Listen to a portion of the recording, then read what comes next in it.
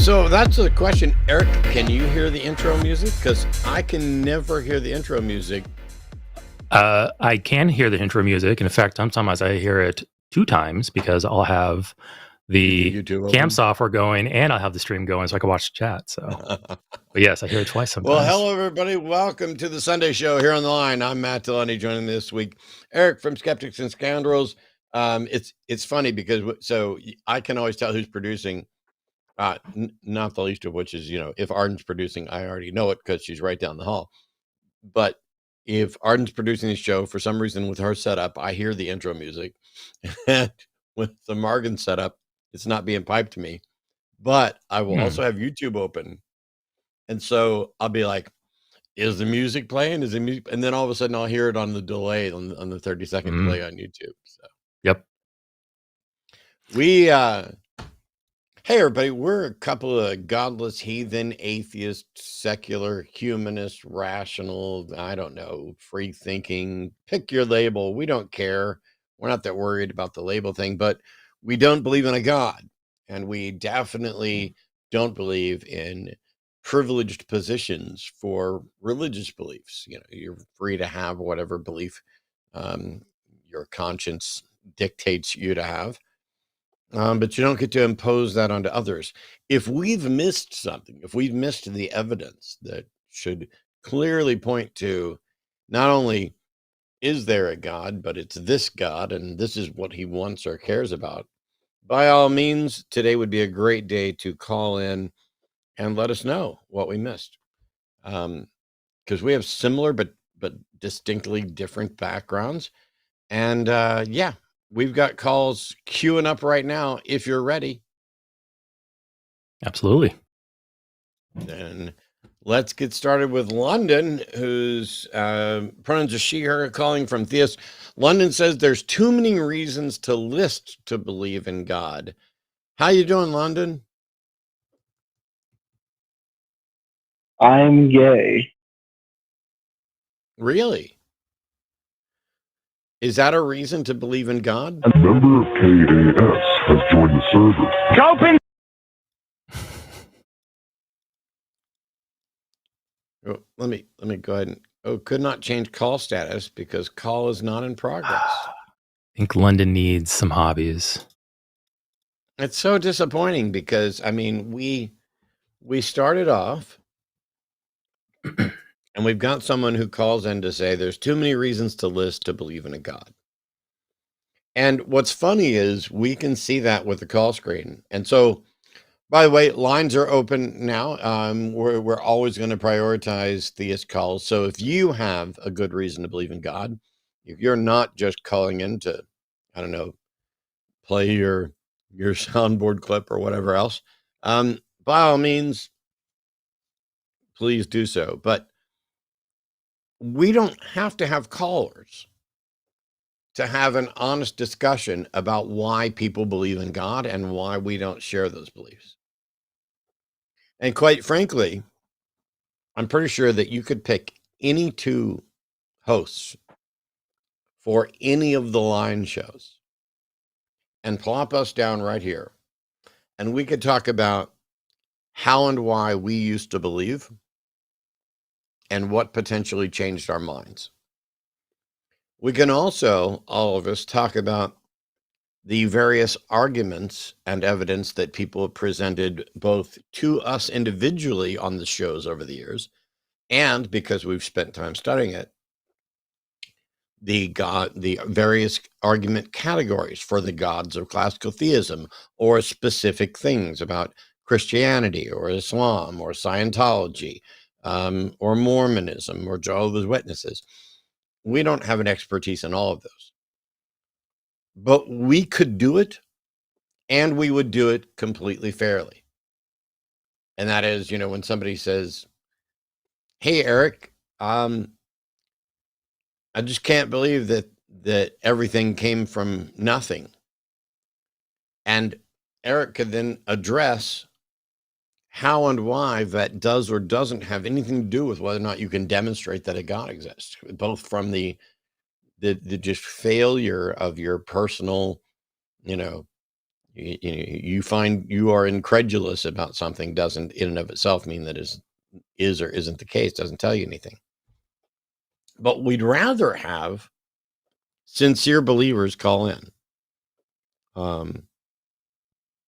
That would always be preferable, because then for years I was kind of like, hey, I don't really mind a prank caller if they're going to call in and say something that somebody actually believes, because we're now addressing what people actually believe.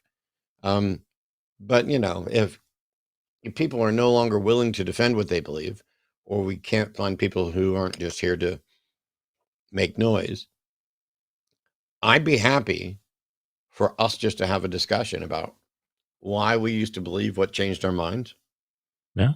And here's common examples. The two of us, Eric and I, could sit here and put on various religious hats. Here you go. I can do this. I can be the pro-Jesus side. We can do all that. And quite frankly, I think in many cases, you'd wind up with a better defense of theism than most callers are likely to present, and a more fair treatment of the actual subjects. But Yeah, despite not being theists, we at least know how to avoid the bad theist arguments because we've heard them so many times, and we know all of their critical flaws. So we aren't going to bring look at the trees to the table. We aren't going to bring, well, science hasn't explained X, therefore that's why I believe in a God. We aren't going to bring those things to the table. We know what's bad arguments, and there are stronger theist arguments than those, obviously.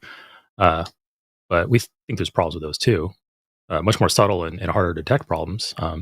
And a lot of these theist arguments, the stronger ones, are usually comes down to, well, we can look at the argument and go, yeah, that's a valid argument, but it's much more hard to determine whether it's a sound argument because some of the premises might be really hard to confirm is true. But we can still sit down, as Matt said, talk about it, analyze them, and talk about the ramifications if this argument has to be true. And unfortunately, I think most theist arguments are just that, arguments for theism. They don't get you to Christianity. Christianity is its own whole can of worms when it comes to, whether the Bible is actually inspired, and whether, why there's so many problems with the Gospels and the synoptic problem and the fact that it's anonymous authorship and all that stuff. So probably at best you could ever hope, probably as best you could ever hope when you call in is to sway one of us to theism, or at least go, that's compelling what you got there. Yeah. But getting us Christianity is a whole nother mile you have to run with us. And yet, I think that if in fact there's a version of Christianity that is true, it would be trivially easy to convince me that it's true. And yet I would still not necessarily become a Christian. Like, it's one thing to believe there is a God. It's another thing to engage in worship and reverence for a God. And so for all the people who are like, oh, you just don't want to acknowledge that what you would have to believe. No. If the Bible is true, that being is a moral monster. And everyone who is a worshiper is a victim. Now, there are probably some really happy victims. And none of that testifies to whether or not any of it's true.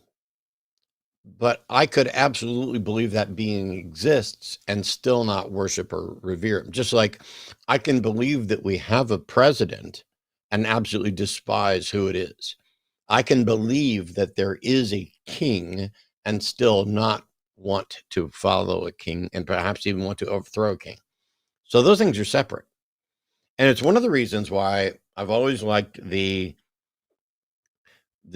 arguments from Satan. Because for all of those who believe that there's an actual God being and a good one, and an actual Satan being an evil one, when you have that model within Christianity where there's Satan, who's God's helper and accuser and angel, rebels and turns against God. That is so wonderful, because when people say God can't reveal himself to you because then you wouldn't be able to use your free will, these are the same people who believe that Satan was absolutely in God's presence, knows that God exists, and still exercised his free will to rebel. So Satan is there as a testimony that merely revealing that you exist does not in any way compel adherence. And so we can go down those roads.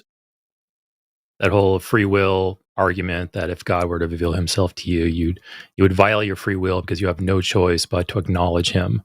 And yeah, just the very fact that the Bible says, that there are beings who have conclusive evidence that God exists, and they're still able to act against him in the very most, or to simply not want to worship him at the very least, defeat such an idea. Like, a God could get on this call right now, give us undeniable proof that he is indeed the almighty creator of the universe. And Matt and I, at that point, would say, okay, well, we're no longer atheists. We are theists, but we aren't compelled to worship him. We aren't compelled to revere him. In fact, we would probably have lots of questions for him. And I would be interested to hear those answers. But unfortunately, God has never called in. He's never talked to me, as far as I know, through the Holy Spirit or through prayer or through dreams or what have you. So until that happens, he's functionally non-existent to me, because I have no other conclusion I can reach based on the evidence that I have. It's interesting you use the phrase functionally non-existent. I'm going to go ahead and take this call here. This is Juiced calling in from Belgium, pronouns are he, him, and wants to talk about where the burden of proof is for hard atheism, and basically what Eric said of functionally doesn't exist. How you doing, Juiced? Hi, it's Joost, like toast with a J, but that's fine. No, it's okay. I know English speakers always say it wrong. Yeah, my question is, I'm kind of a hard atheist, so I'm a little bit on the line of Shannon Q or Aaron Ra, and I actively disbelieve a God. And I know you're an expert, or at least I think you're an expert on the burden of proof question. So I kind of want to know where my burden of proof lies as I identify as a hard atheist. What are you claiming? Well, I actively disbelieve, for instance, in the Christian God or the Muslim God. So do I. I not only do I actively disbelieve in a number of gods, I actively disbelieve in any God, but actively disbelieving in a God is not the same as believing that God does not exist. Okay, then let me rephrase. I actively think that the Christian God does not exist, or the Muslim God does not exist, because I think they're logically inconsistent. The only thing that I don't want to go on the line is against deism. Okay, well then I guess I don't have a burden of proof or something to adopt, because the only thing I can't really refute is something like deism. Yeah, but so when you say you're a hard atheist or a strong atheist, what it seems that you're saying is that you are not convinced that a God exists, and you are convinced that some gods, by virtue of being logically incoherent or inconsistent or contradictory, definitely don't exist. And yeah, I agree. Let's say that every God concept ever presented to me is a God concept that I haven't found in any way or shape or form to be existing, for lack of a better term. But does that mean that they don't exist? Because I don't think that's how you conclude that they don't exist. So not being convinced that X exists is not the same as being convinced that X doesn't exist. That's a good question. Well, to me, it is that I actively think that they don't exist, and I'm convinced that they don't exist. But obviously, I can say in a spicy moment, I can say the Christian God does not exist. If I say that in a spicy moment, I adopt the burden of proof, right? Yes. You've now made a claim that X doesn't exist, and so the question then becomes, how do you demonstrate that? Right, and then we get to the point where we can start to quibble on whether the Christian God is what someone's definition of the Christian God is, and then you get into this whole weird argument where people can have a testable Christian God or an untestable Christian God, and obviously an unfalsifiable or untestable Christian God is something you can never really refute or prove either way.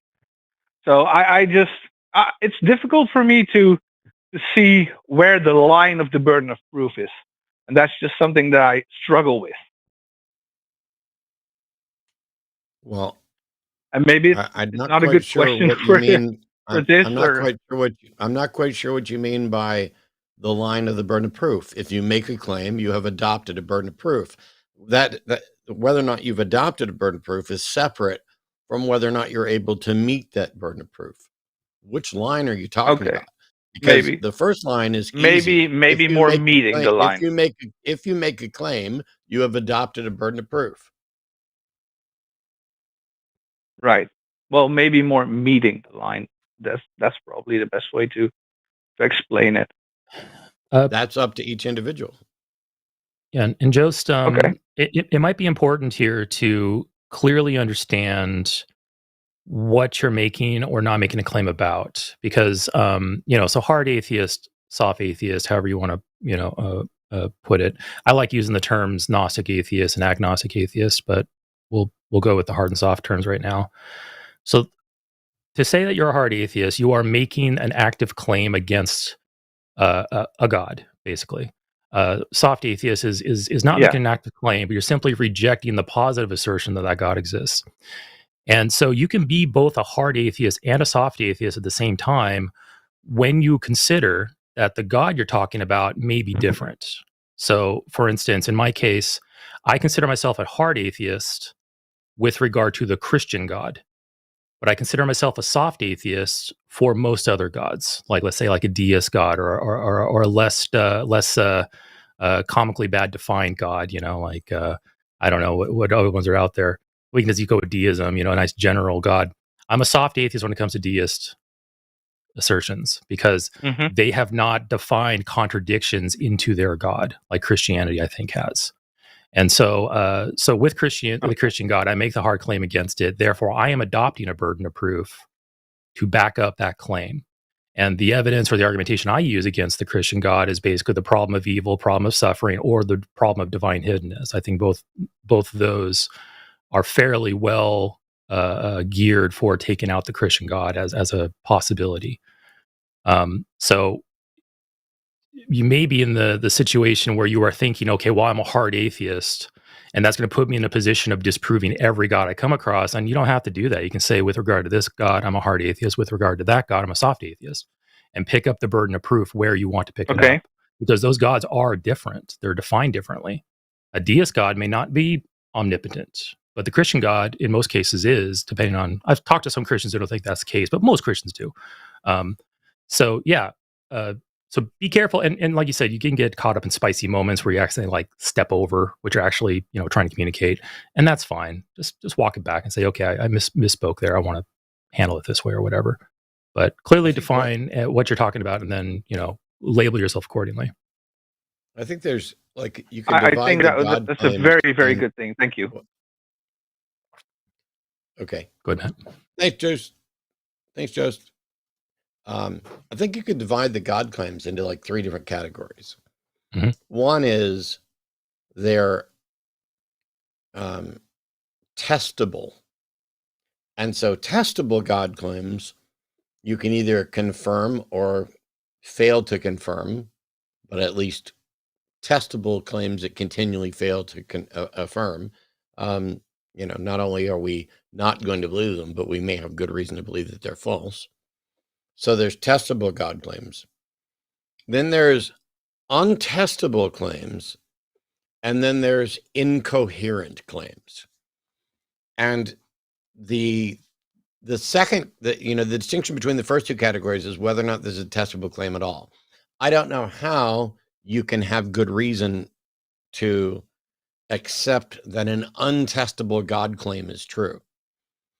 But I definitely don't know how you can make the case for believing an incoherent God claim. And so there are God claims that are like, my God exists and he makes the sky bright red every day at 11 o'clock, on the nose. And it's like a red line. It just moves across as 11 o'clock moves. It's perfect.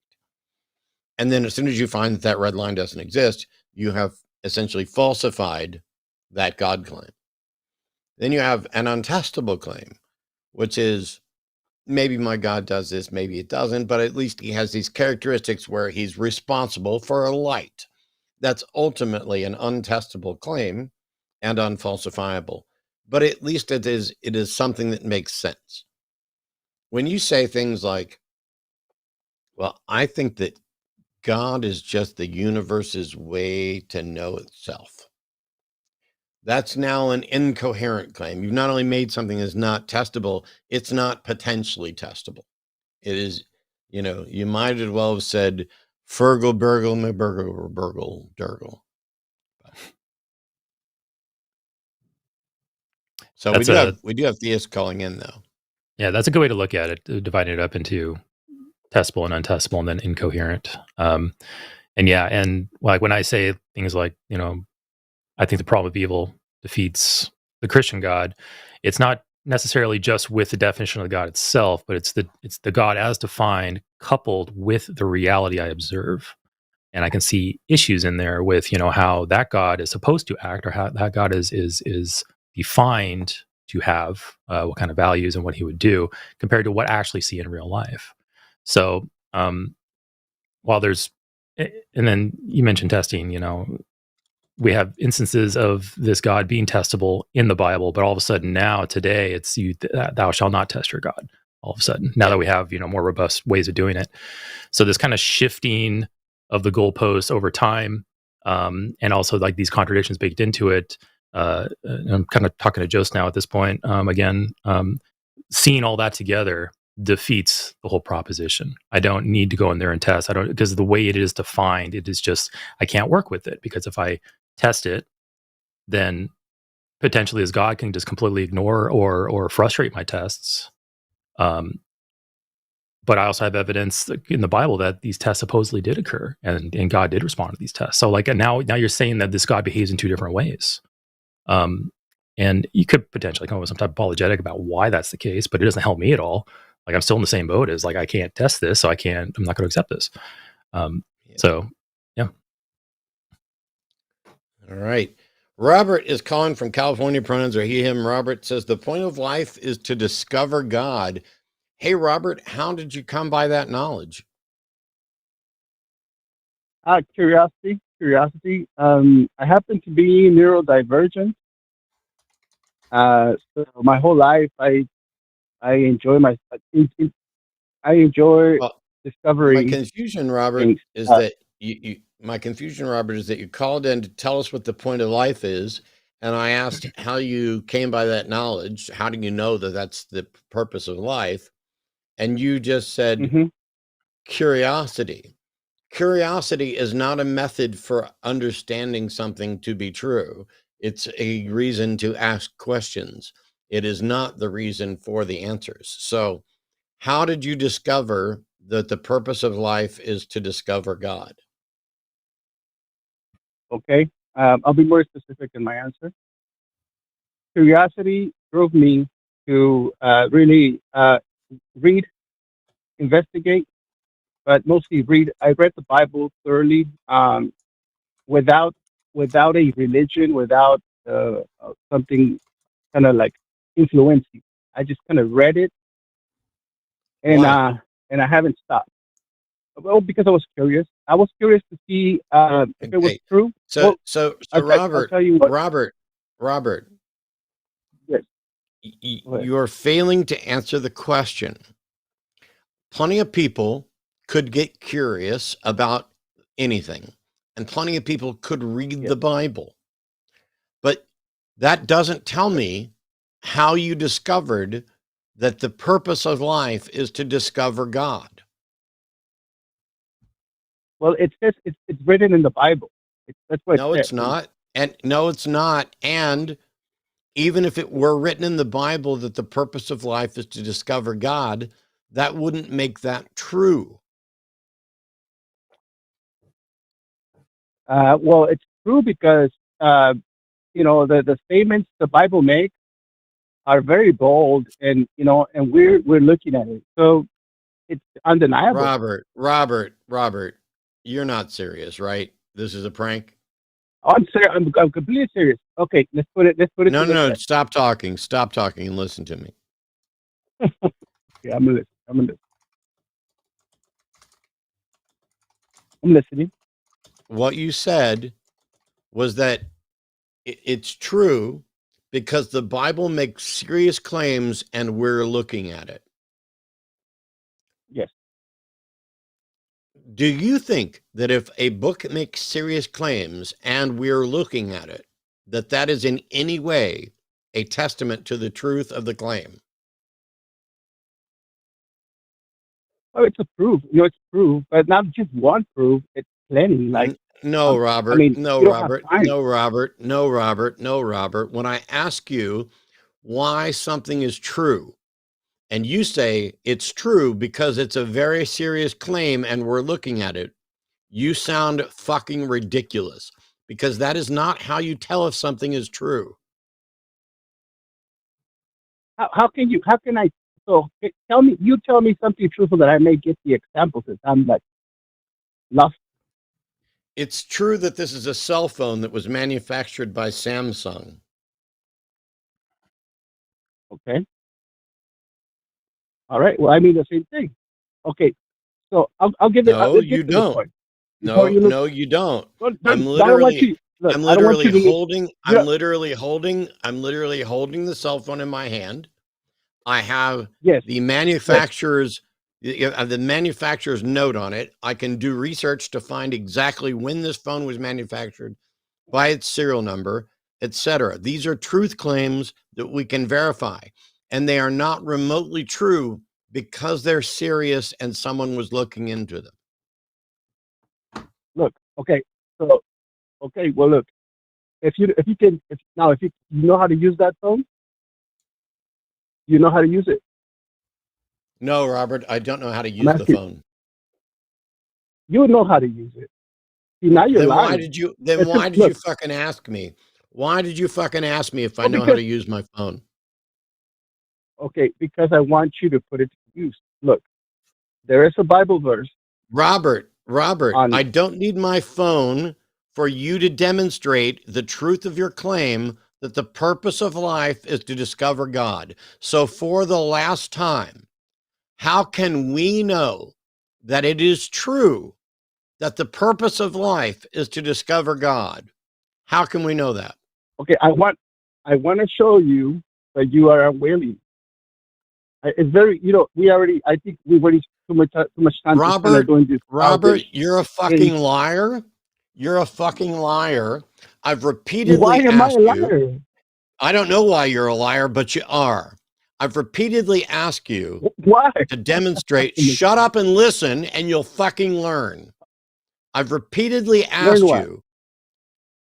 Okay, I'm going to mute you, and your dumbass will not get to say another fucking word till I'm done.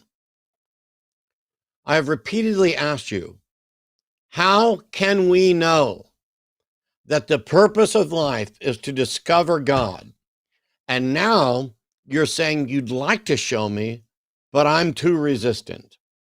Well, the rest of the audience is waiting for you to put up or shut up or be shut up. So right now is your one and only chance to provide the evidence for your claim that the purpose of life is to discover God, please do so, or prove that you're full of shit. Okay, I'm going to ask you to be patient with me since I am really, I'm not that smart. Okay, just patient. Okay, like I think if I can get the patience, you will. Robert, I've muted you again. When I unmute you, do not ask for patience. You have burned through all of the fucking patience that exists. Do not talk about the nature of this call. Do not talk about the fact that you're neurodivergent. Do not talk about anything other than here is how we can know that the purpose of life is to discover God. Anything other than that, and you will be hung up on, guaranteed. Go. Okay, in the Bible, there's a Bible verse that I would like to show you that proves my point. In the book of Amos, chapter 1, verse 6 to verse 9, we have the war that is going on right now in Israel and Gaza. No, we don't. Yes, well, can you pull it up and check it out? I've already read it. I can pull it up. I've already read it. There's nothing in Amos verses chapter what? Would you shut up? I'm literally reading the fucking verses that you want me to fucking read right now. So shut your pie hole. Thus saith the Lord, for 3 transgressions of Gaza, and for 4, I will not turn away the punishment thereof, because they carried away captive the whole captivity to deliver them up to Edom. But I will send a fire on the wall of Gaza, which shall devour the palaces thereof. And I will cut off the inhabitants from Ashdod, and him that holdeth the scepter from Ashkelon. And I will turn my hand against Ekron, and the remnant of the Philistines shall perish, saith the Lord God. Thus saith the Lord, for 3 transgressions of Tyrus, and for 4th, I will not turn away the punishment thereof, because they delivered up the whole captivity to Edom, and remembered not the brotherly covenant. Here's the problem for you, Robert. There's nothing in those 3 verses that in any way, in any fucking way, you fucking liar, address the purpose of life or searching and finding God. Is there? Not one fucking word, is there? Well, the point of that is there was to see. Is there? No, there is not. You fucking liar. I'm muting you again. I just read the 3 verses that you wanted me to read that you think are about what's actually going on in Gaza now, even though they're fucking not. And you, as a dishonest representative of Christ in your ridiculousness, have decided to call in with these 3 verses while pretending that you're calling in to tell everybody that the purpose of life is to discover God. But the verses that you provided don't in any way address discovering God and don't in any way address the purpose of life. And so I'm going to ask you one last time, Robert, in those verses that I just read, did they mention the purpose of life one time? Yes or no? Not in the verses, no. Not in the verses. And did they in any way, lend credibility to your argument that the purpose of life is to discover God? No, they fucking didn't. Goodbye, Robert. You have miserably failed to demonstrate the truth of your God or what you think about these verses. You have failed in epic proportion. You are awful at representing your religion. You should be embarrassed for even attempting to do this. Say goodbye, Robert. Goodbye. Thank you, gentlemen. Have a great day. Thank you. You know, for a moment there, I thought Robert was a follower of Islam because the arguments he presented mirror exactly what they will say in a conversation like that. They will have a holy book. They will have a book that makes quote unquote serious claims, as Robert says. And then they will hand wave at a scripture or a passage that supposedly told the future about something that might happen. There are those who think that the Quran foretold the establishment of Israel after World War II. So, aside from the very valid points that Matt just brought out here, Robert, you are identical to a Muslim to me at this point. You have brought nothing to the table that they haven't. And I have no way to determine which one of these books are true because they both can't be true.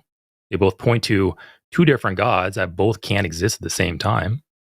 So the process you're using can either lead to a true conclusion or a false conclusion. I have no way to determine whether that's the case or not, or which one of those is the case. So maybe next time think to yourself, if I was a member of a competing religion and I was using this argumentation, would this convince me of that religion? And if the answer is no, ask yourself why, because there's got to be a difference there. It's so bad because from the outset, the call was, hey, the purpose of life is to discover God. If we take a step back from just that, the purpose of life is to discover God, and we just say, the Bible says the purpose of life is to discover God. Already we've gone from what is to what the Bible claims about what is. And then if you go a step further, it's here's what I think the Bible says about the purpose of life.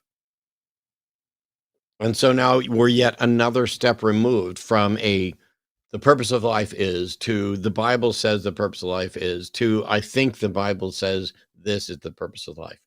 And even if someone were to call in and say that and say, hey, Eric, Matt, I think the Bible says that the purpose of life is to discover God. Well, I have less objection to that statement than the others. I don't think it's completely accurate. It's not a thing that you discover from a biblical standpoint. It is a fact that you are trying to hide from. It is an unavoidable truth, not a discovery. It is ridiculous denial to not be a believer from a biblical standpoint. And so we would not even have taken that call because it would have been like, hey, I'd like to show you a verse that I think suggests that the Bible says the purpose of life is to discover God. I'd have been like, no, thanks. I'm not interested in you pointing to a verse. But even if I'd agreed to do that, to go into Amos merely because Gaza is mentioned, this is the absolute bare bottom kindergarten, sub-kindergarten, preschool level apologetics and theology. To be like, let me call into an atheist show to make the case that the purpose of life is to discover God. And I'll just point to a verse that mentions Gaza and then claim that it's about what's going on in Gaza right fucking now. That would have been a better call. Yeah. To say the Bible predicted what's happening in Gaza. That is the frustrating part. It's differentiating those two claims between the Bible says something, which sure I can agree that the Bible says a lot of different things, but then saying the Bible says something and therefore that is in fact the case in reality, that's another claim. And then when we entertain that and it gets to, okay, well, show us where the Bible says this, it is now to some other scripture that doesn't actually say it. And now we have to go off of the reader's interpretation of that scripture. And so you've, as Matt says, you have layers removed from the original claim, and now we're in the realm of ambiguous language and interpretation, and that's useless to us for coming to whether reality it is the case in reality that the purpose of life is to discover God. we could say, I mean, let's say we lived in a reality where the Bible does, in fact, say straight up, the purpose of life is to discover God. That doesn't necessarily make it true. Yep. So yeah, it's just yeah, it can be quite frustrating because, especially too, you ask for clarification or you try to explain, hey, your line of reasoning here is completely off. You get like a lot of song and dance and stalling, and they don't really know where to go from there. This next call is going to be, I don't know, really confusing for me because the only thing I care about is whether or not it's true. And this caller is calling to say that even if Christianity is false, it has better outcomes than secularism, which it doesn't have better outcomes than secular humanism. But Jacob, welcome. What's going on? Yay! Jacob, oh my God. Should I hang up? Are you a prank caller? Was that? Give him a chance. I muted them. Well, unmute, because I'm not sure if they were prank caller or just very excited that they figured out how to unmute the web client. Yay! Okay. Oh. If that was a serious caller, I would have asked the follow-up question, what century are we talking about with that claim? Because sure, I can point to theocratic or theistic nations or secular nations, and I can get various degrees of what was the better outcomes is the way they worded it.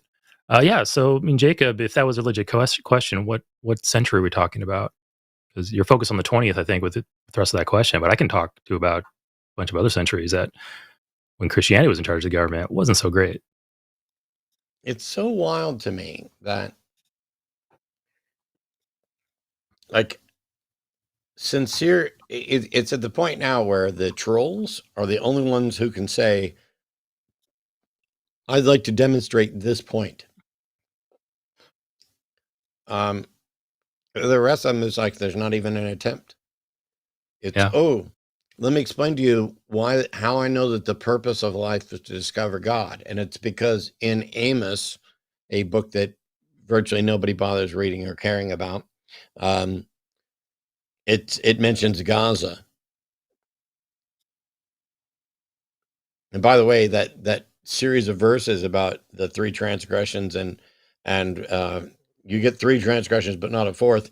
Essentially, they do that for Gaza, for terrorists, for Edom, and it's just repeated over and over again. The verses are repeated. It's a little triplet of, okay, I'm going to let you do this a couple times, and then I'm going to fuck you up. God will smite you and shut you down eventually. But it's interesting that call, which obviously, it's a prank call. There was also somebody that called in to say that they could prove that to me there's a God because Jesus performed a miracle for them. I'm going to assume that one was not real and was a troll as well. It's just strange to me that we have what's probably the most important question, which is, do we have good reason to believe that there's a God? And billions of people have concluded that the answer is yes. And when we investigate those billions of people, we find that so far, all of them that have been able to present an actual case have failed to present a case that was both valid and sound. In the entirety of the existence of human beings and our speculations about gods, there has yet to be a demonstrably valid and sound argument for the existence of anything supernatural or an intelligent creator that is responsible for existence. And even what's wild is there's never even been a demonstration that it's possible. I don't know. And people are like, well, that's because science is limited. Yes, science is limited, and so is everything. I mean, we're limited both in a number of different physical ways, but in abstract limitations. There are paradoxes that we're just not going to be able to solve. There are, when you look at something like the liar's paradox, where the statement is this sentence is false. If it's false, then it's true. And if it's true, then it's false. And therefore you're like, oh, we've lost everything, until you realize that no, all you've discovered is not every statement has an accessible truth value. That some of them, even though they're not nonsensical, are not verifiable. They're not vertical. We're kind of back to the testable, untestable, incoherent kind of distinction. And so we keep waiting, and what we end up getting are a couple of people who are demonstrating why most of the rest of us believed at different points. Basically, I'm going to present an argument that I find compelling, and then when we point out, yeah, this is why we no longer find this compelling, now they're in a position of either they are compelled then to stop believing, or to recognize that they're then just being irrational. That's a difficult spot to be in. And I don't envy the people on the phone, and good for most of them for at least trying. Yeah, the honest hard ones are, I love talking to them, even though we may disagree and all that. But yeah, it's just such I think just over time, and as I do this more, it's just like, it is really just a parade of the same thing over and over again, usually. You might get something that's like a bit more tricky, or something else that comes by and that's like, okay, this is new. That's kind of the conversations that are really interesting to come by. But for the most part, yeah, it's kind of just a parade of the same thing over and over again. And it's fun to talk about. I think that's why you and I are here, Mads, because we like talking about these things, even with the repetitive conversations. It's fun to not only go back and look at previous arguments and reanalyze, or maybe look at them from a different point of view, or from a different perspective. But for the most part, yeah, it kind of does get repetitive at some point. And the funny thing I thought about today so far is that we've actually had, you and I together have had a little bit more in-depth conversation based off of the trolls. And that's not me encouraging troll behavior, but usually trolls know what the problem is, and they'll call in and they'll leave us something in the summary that is kind of thought-provoking, or is kind of something we can talk about. And then, of course, they do their thing and we kick them out, and then we start talking about the subject. So, and like Robert just a few moments ago, I think we're having a better conversation about this than what Robert talked about. So yeah, like, it's just fun to talk about, but for the most part, we, as Matt said, we don't know if the explanations are even possible. Like, it would be nice if somebody could come up and say, or a scientist or anybody, somehow demonstrate that the supernatural is possible, or that a God is possible. Because until then, we're kind of stuck with like a black swan, white swan situation, where we think all things are natural in most cases. That doesn't mean that there isn't some unnatural, non-natural thing lurking out there. But until we find it, we can't think that it exists. So if somebody can at least come in and, at minimum, show that it is possible, that would probably be the biggest step towards a God that you can help us make, rather than these bad arguments or these troll topics that have been coming in. So you may want to readjust your approach there, Theus. Try to come in and just try to figure out how to demonstrate it is possible for this to be the case, and then worry about getting us to your particular flavor of a God. Give me just a second. I'm gonna. Sure. Well, I'm gonna put this call on, and you can start talking to Cheryl in Ohio. Pronouns are she, her. Can't seem to undo the indoctrination of her son. So, welcome, Cheryl. What's going on? Hello, Matt and Eric. Well, I just, like I said, indoctrinated my son, and I can't seem to get it undone. He's a Trump supporter too, and it's affecting my grandchildren. My grandchild had had a chance to go to Harvard, and he wouldn't let her go because he said it's too liberal. And I'm just concerned he's going to go down a rabbit hole. How old's your son? He's 36.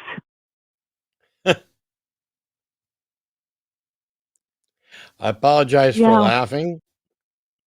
I genuinely appreciate your concern.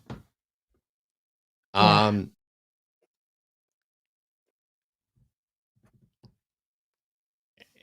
don't have, I mean, apart from having conversations and, you know, I'm not sure if there's anything that you can do or that you have any, you don't have a leg to stand on for any of it.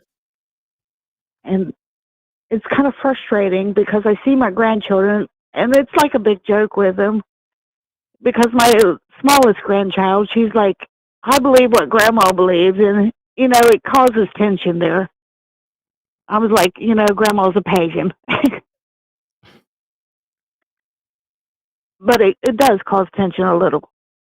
How old are these grandkids? Well, the one that's 10 and the other one's 15. Okay. So the 15-year-old is the oldest. Yeah, she had a chance to go to Harvard. At 15. And he wouldn't let her go. Yeah, it was through some kind of school program or something. Yeah, yeah. He would, you know, I thought that would be great on a resume when she gets older. You know, it'll help her out. But he wouldn't let her go. Yeah, and I don't have kids, so I can't speak very wisely on the subject. But I mean, there are things that you can or cannot control, and if your son is dead set on this way and he wants to limit the options of his children, there's very little you can do to stop that. Because I mean, first of all, you know, there's parental rights. He's going to have a legal authority over his kids to do and dictate their course until they are 18 and they can start making those decisions for themselves legally. But well, the 15-year-old says she's moving in with me when she turns 18. So. Well, that sounds better than she thinks her dad's right. So, I mean, small blessings. But yeah, she's 15. She has lots of opportunities ahead of her.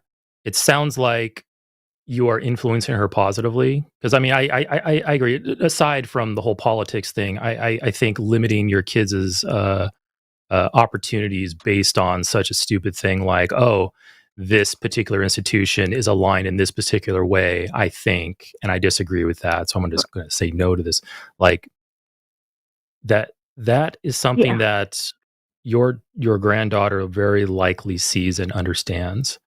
And the best thing you can probably do is, while you can't directly interfere, override the authority of your son over his kids, you can prepare your granddaughter for when she's no longer under that authority. Critical thinking, explaining to her that there will be other opportunities for her going forward. Sure, this might be a big opportunity, might be missed, but that doesn't necessarily mean there won't be other opportunities. Turn a bad situation into something positive later on. And 3 years until she's 18, I'm assuming you're all in the United States. I mean, you're in Ohio, so I'm assuming probably also United States. Yeah. Well, you know, I gave him all the talking points that Matt and you guys always give, you know, the slavery, you know, misogyny, but he is just set in his ways. There's I heard a funny saying a couple days ago, and I don't necessarily agree with it, but it does harken to mine. What was it? A fool at 40 is a fool for life. So it's like, and that's obviously not entirely true. People change at all ages. But I mean, the best thing, and here's the thing too, like, you may want to examine exactly how you are. If you are in the position where you do want to challenge these ideas of his, or to challenge them and present alternatives, your method of how you do it may have a huge impact on your success. There's direct challenges and there's indirect challenges. And that's kind of why I'm like, I like, go ahead. Yeah. Well, I tried to talk to my granddaughters too and tell them, don't let anybody form your opinions. Make your own opinions based on facts. Yeah, that's a great thing to tell her. And I was going to mention that's kind of why, I like the approach of street epistemology when it comes to dealing with theists, and it also works in with lots of other areas. But basically, when talking to your son, get him to examine why he thinks things are the case, get him to justify them. And then if he brings you a justification, you can then ask, okay, well, why are you so highly confident in that justification? Are you really justified in having that level of confidence in it? And then with your grandchildren, that seems like a more normal approach, because it usually ends in a yelling match. Well, if it ends in a yelling match, then first of all, it's counterproductive because anger tends to reinforce positions. If a person is all of a sudden feeling defensive about it, so that would be very counterproductive in most cases. But that's dealing with your son. But when dealing with your daughter, you can do the same thing too. Instead of directly countering anything that her father says to her, what you can do is you can say, okay, do you think that is that should be the case, or do you think that is the case? Why do you think that?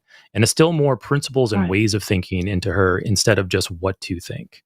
Because I don't know what your son's told your daughter about why she can't go to Harvard for, but you can ask, why do you think he thinks that? Well, he just said he was too liberal. I don't know why. So, he's far right. He really is far right. Yeah, and if two schools teach, this is very simplistic, but if two schools teach 2 + 2 = 4, then the liberal or conservativeness of the school does not matter. It depends on what they teach. So you can bring things like that to them and say, you can tell her, hey, this is unfair. I don't know if she's upset or not that she can't go, but you can turn those defeats, I guess, into teachable moments. And give her what she needs to get the next win, and then the win after that. Well, I even offered to pay to go to Harvard. I was like, I'll pay for it. But he wouldn't let me do it. Well, one day she'll be 18. I'll let you pay for me to go to Harvard. I'm kidding. But one day she'll be 18, and she'll be out from under his control. And then, you can tell her, hey, one day you'll be 18 and that choice will be yours, 100% yours. Think about it. Think about what you want in the future and just let her know that offer's on the table if you want to take it up. And then now she has something that she can look forward to. Well, I hope she moves in with me. throughout these next years, yeah. And if you want that to happen, the worst thing you can do is like I said, cause enmity, cause strife. Not necessarily that's what you're I don't want to do that. It, but if conversations are ending in arguments, she's going to remember that growing up. My household, unfortunately, had numerous my arguments. grandkids they're like, oh no, stop right now. We don't want to hear it. Yeah. Unfortunately, the household I grew up in had numerous arguments between my mom and my dad. They did not get along very well, and those are the things that really stick out to you as you get older. So, best thing you can do is like I said, just. It's easy to get upset about it too, but try to put those emotions aside. Understand there are things you simply cannot control, but you have opportunities to plant seeds and opportunities for the future. Take advantage of that and try and stay within a good light within your children or your grandkids. If you want to remain influential in their lives, they need to look at you positively. Yes. So and just do your best. And like I said, just 3 years short. Before you know it, she'll be 18, and then she'll have a lot more flexibility on her options.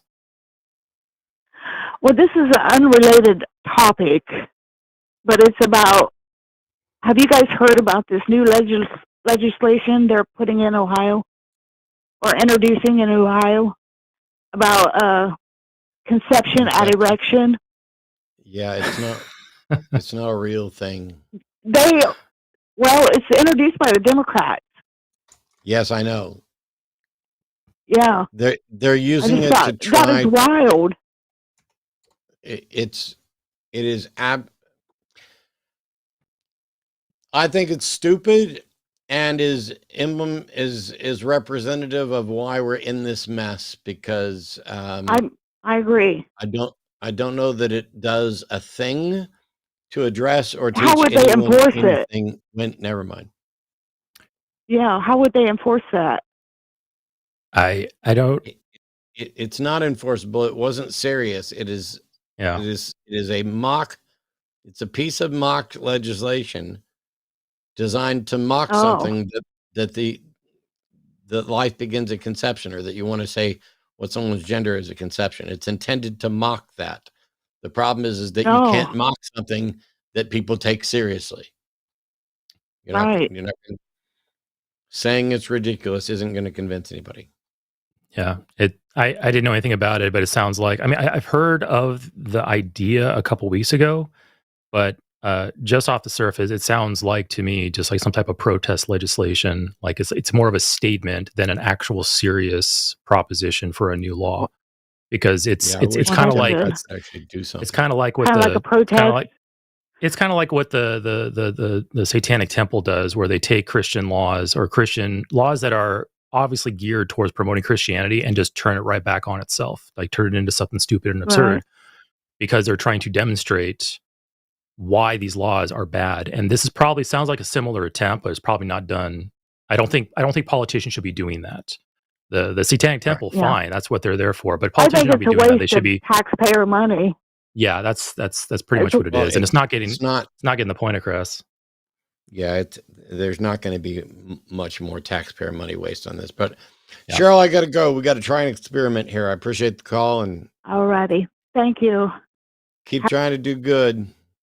Good luck. We are going to try to put 2 callers on at exactly the same time, and I don't know for sure if this is going to work. But hello, Daryl and Patrick, you're both on. I just need to make sure that you guys can both hear each other. I sure can. I can too, yeah. Sweet. Everybody, please welcome friend of the show and the founder of Recovering from Religion, Daryl Ray, Dr. Daryl Ray, because Patrick was calling in to ask a question. Patrick was calling in to ask whether porn addiction is a real thing or not. And because I have the best friends in the world, I knew that Daryl Ray would be the perfect person to address this. And so Eric and I get to sit here as the only visible people on the show and not talk while Daryl and Patrick address whether or not porn addiction is a real thing. So welcome to the show, guys. Awesome. Hey, Daryl. Yeah, Patrick, let's just begin with this. I've been addicted to porn since I was 11 years old. So what's your question? So, porn addiction is not something that's not a real diagnosis. It's something that people claim. So, I don't have a moral quandary with anything sexual or porn related. So, but you're claiming that you have been addicted to porn, and I'm assuming that you mean that in a joking manner. Yeah, that means a joke. Yes, absolutely. So me and you both are addicted to porn then. Absolutely. And I'm having fun with it. Yeah. But from the more serious side of things, because I've heard Matt say it, and he doesn't have a lot of pushback on that, nobody's asked. But since you're also pretty much, I guess, the perfect guy to talk to, why because that's an easy cop-out. It's like, well, we don't need it anyway. So if a theist is to claim that this is an addiction, it's an easy thing to snuff out. Like say, oh, that's really bad for you. So how do you get around that? And can you convince me when I use that in the field, talking to anybody, that porn addiction is not a real thing? Well, first of all, you have to have, to be in the DSM-5 or the ICD, you have to have identifiable, verifiable criteria for defining something like anything. I mean, like depression or schizophrenia or any other mental condition. And the Christian mental health workers have been pushing for a sex addiction definition and diagnosis because it's integral to their whole religious worldview. that sex itself is wrong and bad and all that, and that if you're not doing sex the way they think it, then you're addicted. I've actually had a major Catholic representative, I mean, like big time national representative, say if you've looked at it porn even one time, you're an addict, which is absurd, of course, even by any definition. So you have to have a definition. You have to be able to verify that empirically. There's been two major committees in the United States look at this issue, and neither one of them could come up with a definition. Closest anybody's come up with is saying, yes, people can have problems with sex, and that's true. Like they could have problems. Did you know there's a Facebook addiction too? And there's an Instagram addiction, and there's a Twitter addiction. That's the problem. Yeah, all these things. You can call anything an addiction. You can call video games an addiction. Yep, right. So if anything's an addiction, then nothing is an addiction. It's that simple. But there are real addictions, though. You would agree that there are real addictions, because there's things like AA for alcohol and drugs, but those are separable from sex and video games and stuff of that nature. So the fine line there, I guess you'd say the gray area there is because porn takes too much of your time and it's messing with your morals, and like you're saying that, you watched it one time, you're an addict. But there are true addictions, you would agree, yeah? Yes and no. There are true addictions, and they're hard to diagnose sometimes. In fact, they're frequently hard to diagnose. Take, for example, somebody who's so-called is addicted to alcohol. Yes. I had a brother who was truly addicted to drugs and alcohol. I've seen it very close, and he was truly addicted. However, the majority of people in the world don't get addicted to alcohol, but they do abuse alcohol. And when do they abuse alcohol? It's oftentimes when they're going through some stressful environment. They're going through a divorce, death in the family, and they start drinking. And generally that lasts for around 3 years. And there's tons of evidence about this. AA is a terrible model for addiction, by the way. So let's just get that straight. How so? AA's model. How so? Well, because AA has a medical model and a disease model that says if you are addicted, you're addicted for life, and it will ruin your life. That's the propaganda AA has tried to put out since 1936. There's actually no evidence for that. There's a hell of a lot of people. That's like an extreme message to make people try to revert, I would assume, by throwing out such an extreme connotation like this. If you don't get off this, it'll be with you forever, and it's incurable. Yep. And is that pretty much what you're saying? Okay. Yeah, right. But if I'm looking at addiction, I'm going to tell you that cigarette addiction is far, far more addictive than alcohol is. And I'm not saying people can't have trouble with alcohol and can't have lifelong trouble with alcohol. But the number of people who are true addicts to alcohol is really quite small. And there's other ways for people to get over that. And if you leave AA out, if you just say, let's get rid of that stupid ideology, and let's look at cognitive behavioral ways to deal with alcohol problems, because I'm not going to call them addictions. If you've been addicted to alcohol for 10 or 20 years, then we can call it an addiction. But I'm not going to wait 20 years for you to figure out if you're addicted or not. I'd like to intervene or help people get the skills when they've been having trouble or problems, binge drinking, whatever, at 2 or 3 years. And then there's places like secular sobriety kinds of organizations that can teach you good coping skills. And most people will respond to that. The other thing about AA is they never keep any statistics. They can't tell you if they work or not because they don't want to keep statistics. But the overwhelming majority of people, even if they went to a secular system like that for alcohol, they would come in. I'm asking you this, I'm not sure. Do they come in saying, hey, I'm addicted to alcohol and I need help?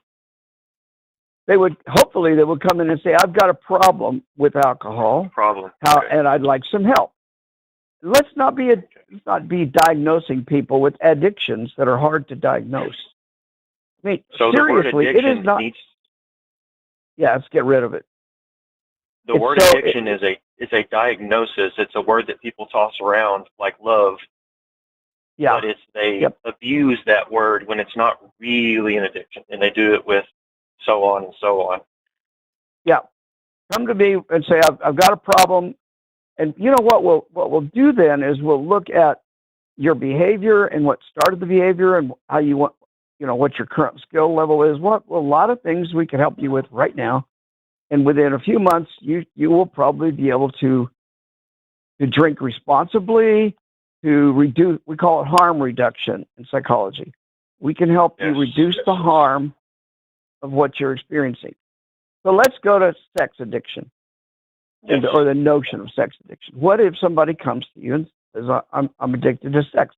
Well, first of all, I always ask the question, who diagnosed you with that?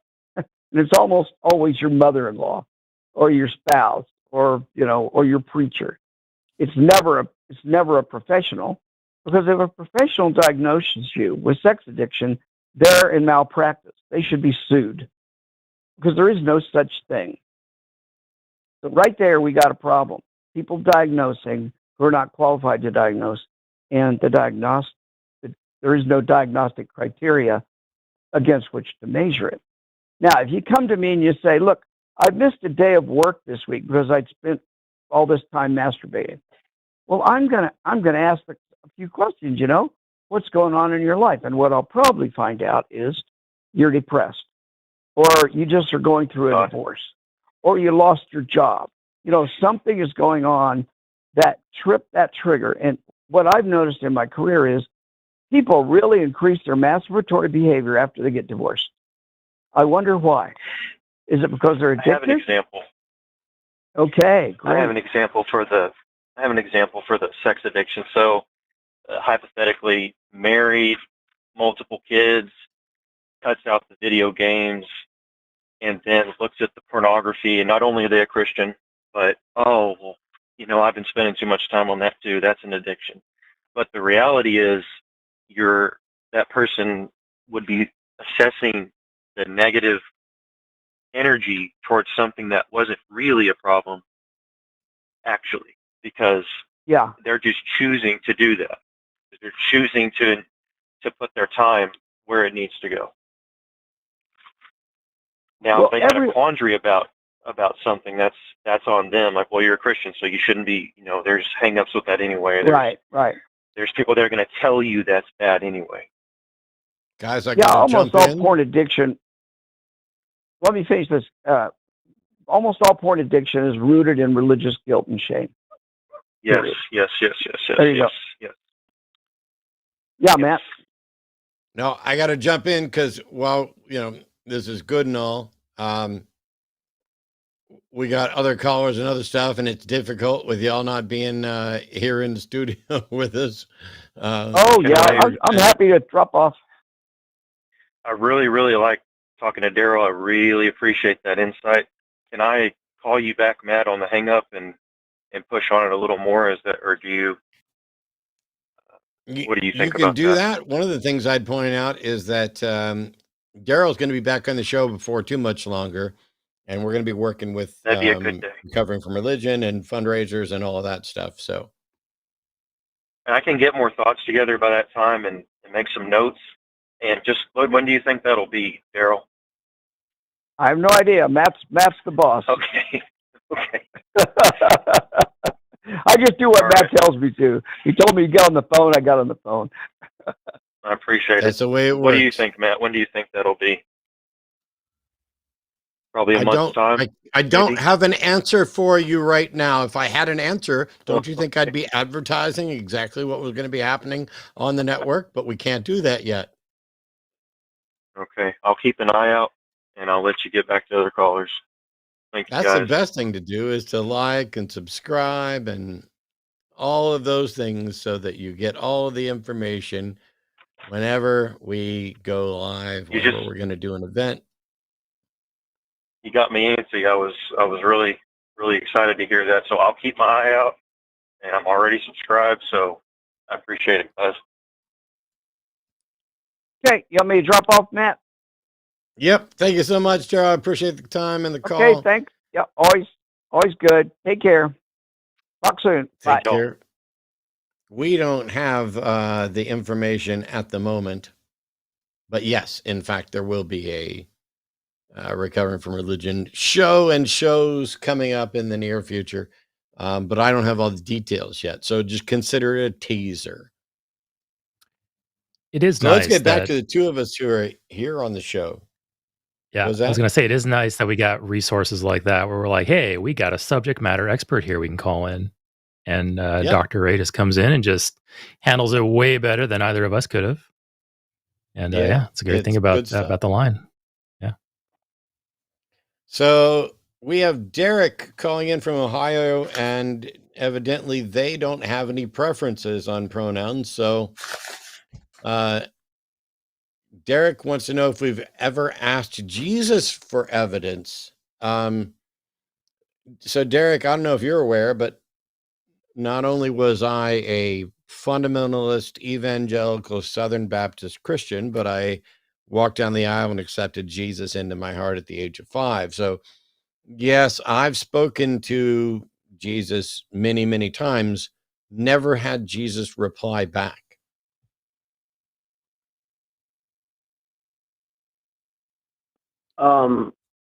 So you know that the devil is a liar and will try to deceive you, and you've asked Jesus to reveal himself to you, but Jesus hasn't done that. And so I'm just wondering, like, what if you just went on, like, living your life for Jesus, and then, like, on your deathbed, why would I do that? Throughout your life, why would I do that? Well, because if you believe that he was real, like when you prayed and asked him to show himself. I don't believe that he was real, but I don't believe that he was real. But even if he was real, that doesn't mean I should live my life for that person, right?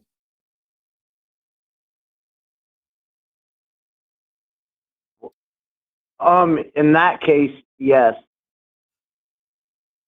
But I was saying, like, if you, like, truly believed in Jesus, but you just wanted him to, like, show you his face or something like that, but you still believed in him, so you went on, like, living your whole life believing in him, but you still pray to him at the same time to reveal his face to you.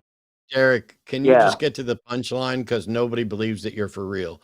You genuinely don't make any attempt to understand or communicate or interact on the actual subject. This is beyond ridiculous. So can you just get to the punchline so I can move on to a real caller?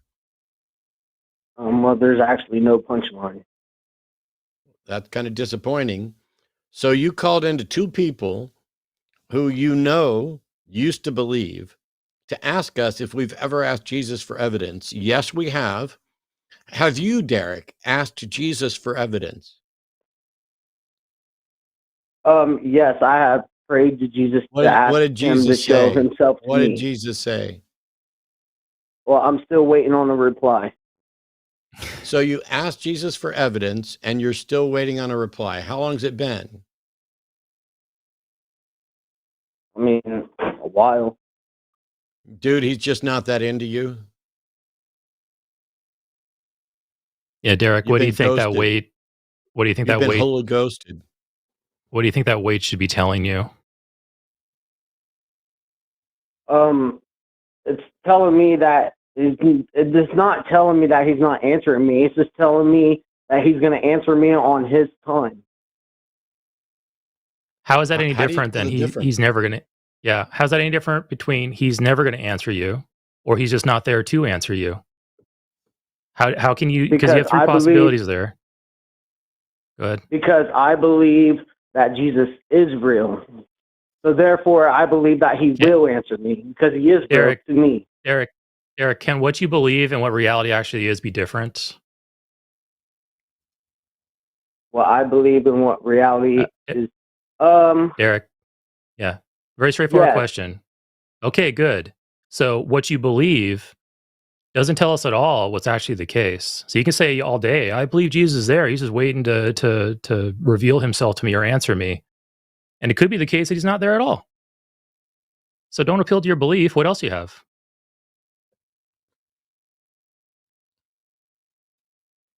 Well, I just believe that he is real, and so we just said. I don't know what you're Derek, asking. Okay, I'll go it over one more time. Okay, you just agreed with me that what you believe and what reality is can be different. I can believe X, but really reality is the case that it's not X. Okay, so my belief has no bearing over what's actually in reality. The question you're facing is Jesus actually there? And you're saying, well, I believe he is. But it could be the case that he's not. So your belief has no bearing on what reality is, and your belief is not helping you at all to come to an understanding of what reality is. So you can't just jump back to your belief when we ask you, how do you know he's actually there? What other evidence do you have that he's there? Well, when I'm like praying for Jesus to reveal himself to me, I feel like I'm going straight to the source of the whole thing, you know, like Jesus himself, because they're the ones that claim Jesus is the Messiah. Well, you don't seem to understand what I'm asking here, Derek. I am okay. I'm going to go ahead and just straight out say it to you. Jesus is not there. You think he is. Well, how you don't know? How do you know that if you don't ask? How do we take those two claims, Jesus is there and Jesus is not there, and how do we test it and come to a definitive conclusion? Well, I would say pray to Jesus and ask him to reveal himself to you. Which is what you've done. How long do you wait for an answer? Yeah. You've done this, and you've waited a long time. I mean, I would just say, like, if you're on your deathbed and you've been praying all your life, and then 5 minutes before you die, Jesus comes to you and say, hey, here I am real, you know, I'm happy you believed in me. I'm like all your life, basically, until you're death, because I'm sure he'll answer within that time before you actually do pass away. See, you're now assuming something, which is the very thing you're trying to test. Okay? You can't do that. How would you know you're wrong? If I die and he doesn't reveal himself, and there's like no heaven you go to after you die. So you are saying that you have a belief, Derek, you have a belief that you can only know that you're wrong if in fact you survive your death and find out that you were wrong. Right. If I die and nothing happens, then I'll know if I'm conscious that I was wrong. What if you're wrong and you do not survive your death, which means you'll never know you were wrong?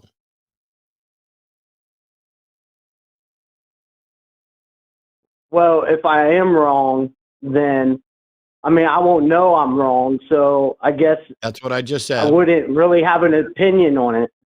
I guess I really wouldn't have an opinion on it at that point, you have an opinion now, Derek. And right now, the opinion you have is you are telling people that you believe something which you may never find out if it's right or wrong. Would you recommend that other people believe other things that they might never find out if they're right or wrong? But in my mind, when I die, Derek, and if I die and nothing happens, then I'm not going to really have an opinion on it. Yeah. Derek, would you recommend that people run around believing things that they acknowledge they can't prove whether or not they're true? If they believe it with their whole heart, yes. Okay, so you think if somebody believes with their whole heart that they're a billionaire, that's okay? Yes. Who am I to tell them that they are wrong? Well, I don't know. You might be the person that they're trying to buy things from. No, I believe if you want to say you're a billionaire and you believe that you're a billionaire and you want to live your lifestyle like you're a billionaire, then you should go for it. Okay, you're an idiot, Derek. You're a dangerous idiot. Do you know what happens with somebody who's not a billionaire begins to live their life as if they're a billionaire? They're going to die, and they're going to do harm to themselves and others.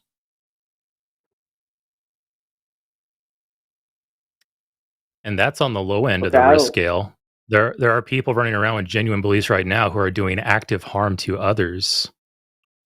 And by your argumentation of, well, if they genuinely believe it, I don't care. We do. Well, yeah, if a person wants to believe that they're a billionaire, they can believe that they're a billionaire. I don't understand why that's Derek, like a bad thing. You just ignored what I said. What about people who are running around genuinely believing false beliefs and doing active harm to others? Well, they're not causing harm to others by acting like they're billionaires. Okay, that just means they like expensive things. I'm talking about more general beliefs, more religious beliefs that cause active harm to others. You don't care that those people you mean like Allah, like Allah Akbar? You can't be this dense. Derek, I have your phone number.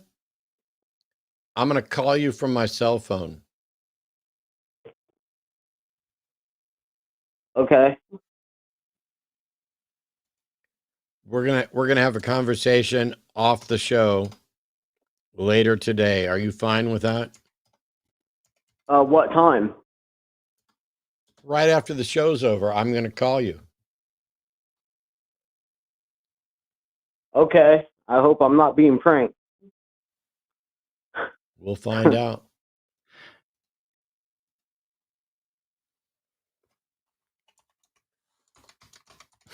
Okay. We have restored the show back to sanity. And we're gonna see what Derek has to say. Because this is difficult, because if you don't care about what's true and you're like, hey, people can believe whatever, you're fine. You're absolutely right. At no point have either myself or Eric suggested that people should not be legally allowed to believe things, or that there's anything we could do. Somebody in chat is saying that isn't okay. So Kemi loves us, or whatever. When you say that isn't okay, when I asked someone, I have your phone number, is it okay if I call you? What exactly wasn't okay about that? Like, if you genuinely think it's not okay for me to ask someone if it's okay for me to call them after the show, I would love for you to call in and explain it to me, because that's something I missed.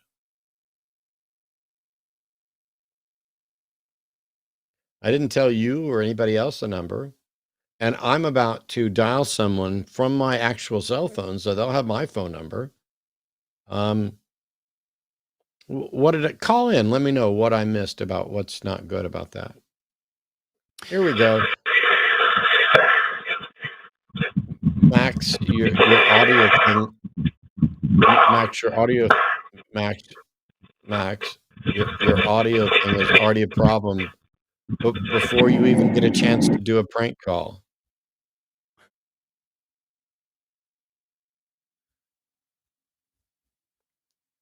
Have you got it turned off now, Max? Fuck you. Is that the best you got, Max? Oh, Max hung up.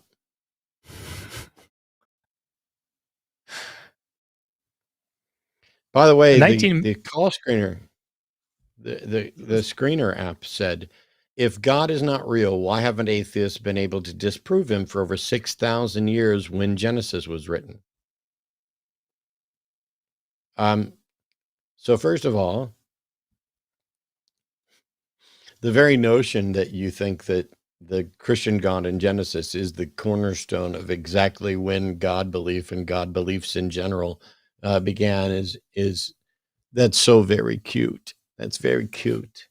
But the reality is that if there are falsifiable gods, they've been falsified to the extent of our ability.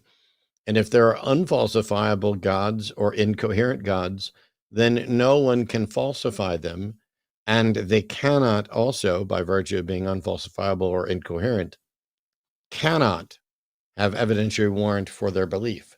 So by calling in to say, why haven't atheists disproved God, and narrowing it to a specific God, you have demonstrated what I like to refer to as fractal wrongness.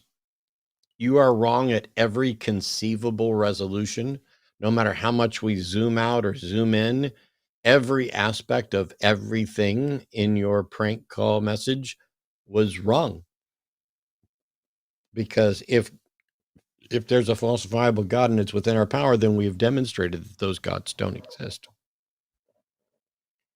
And you calling in as an admission. But here we go. Let's try this. Randy's calling from New Hampshire. Randy's a theist who wants to know why I find theism less compelling than atheism as a worldview. Hey, Randy, how are you? Correct. Very good. Nice to get to talk to you, Dillahunty, or Mr. Dillahunty. It's I discovered you recently with your debate on with Jordan Peterson. I found that very interesting. Yeah.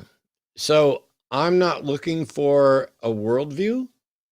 Theism makes a claim that a God exists, and I'm not convinced that claim is true, and therefore I'm an atheist. That's it. Okay. Well, I would say that you and I have a lot in common, probably. We're both conscious. We both, unlike your previous caller, are interested in discovering the truth. And I have no need to believe in a sky fairy or anything else like that. No personal need if it's not true. But the reason I'm a theist is because I don't find acceptable warrants for consciousness. And this actually relates to classical philosophy too, Rene Descartes, and his radical skepticism. He goes back and back and back and tries to deny everything to the point where he couldn't deny his own consciousness, right? And you know this, sure. I'm sure. And so, I'm not denying consciousness. Well, I know. We both start with that. The problem is you need a meta view of consciousness or to rise above consciousness. You can't use consciousness to define itself, can you? I'm not using tell me consciousness how that's to define possible. itself. I'm saying I recognize that we are in fact conscious. To what extent I have an explanation for it is irrelevant to whether or not we are conscious, right? No, that's not at all irrelevant. It's a so you're saying question. whether or not I have an explanation for consciousness has some bearing on whether or not I am conscious? It is a starting point. That's correct. Now, let me get this. Let me make sure. Let me make sure. I'm trying to make sure that you're answering this correctly, because I think that you are making a terrible, obvious beginner mistake right here. Are you saying that whether or not I have an explanation for consciousness has any bearing at all on whether or not I am in fact conscious?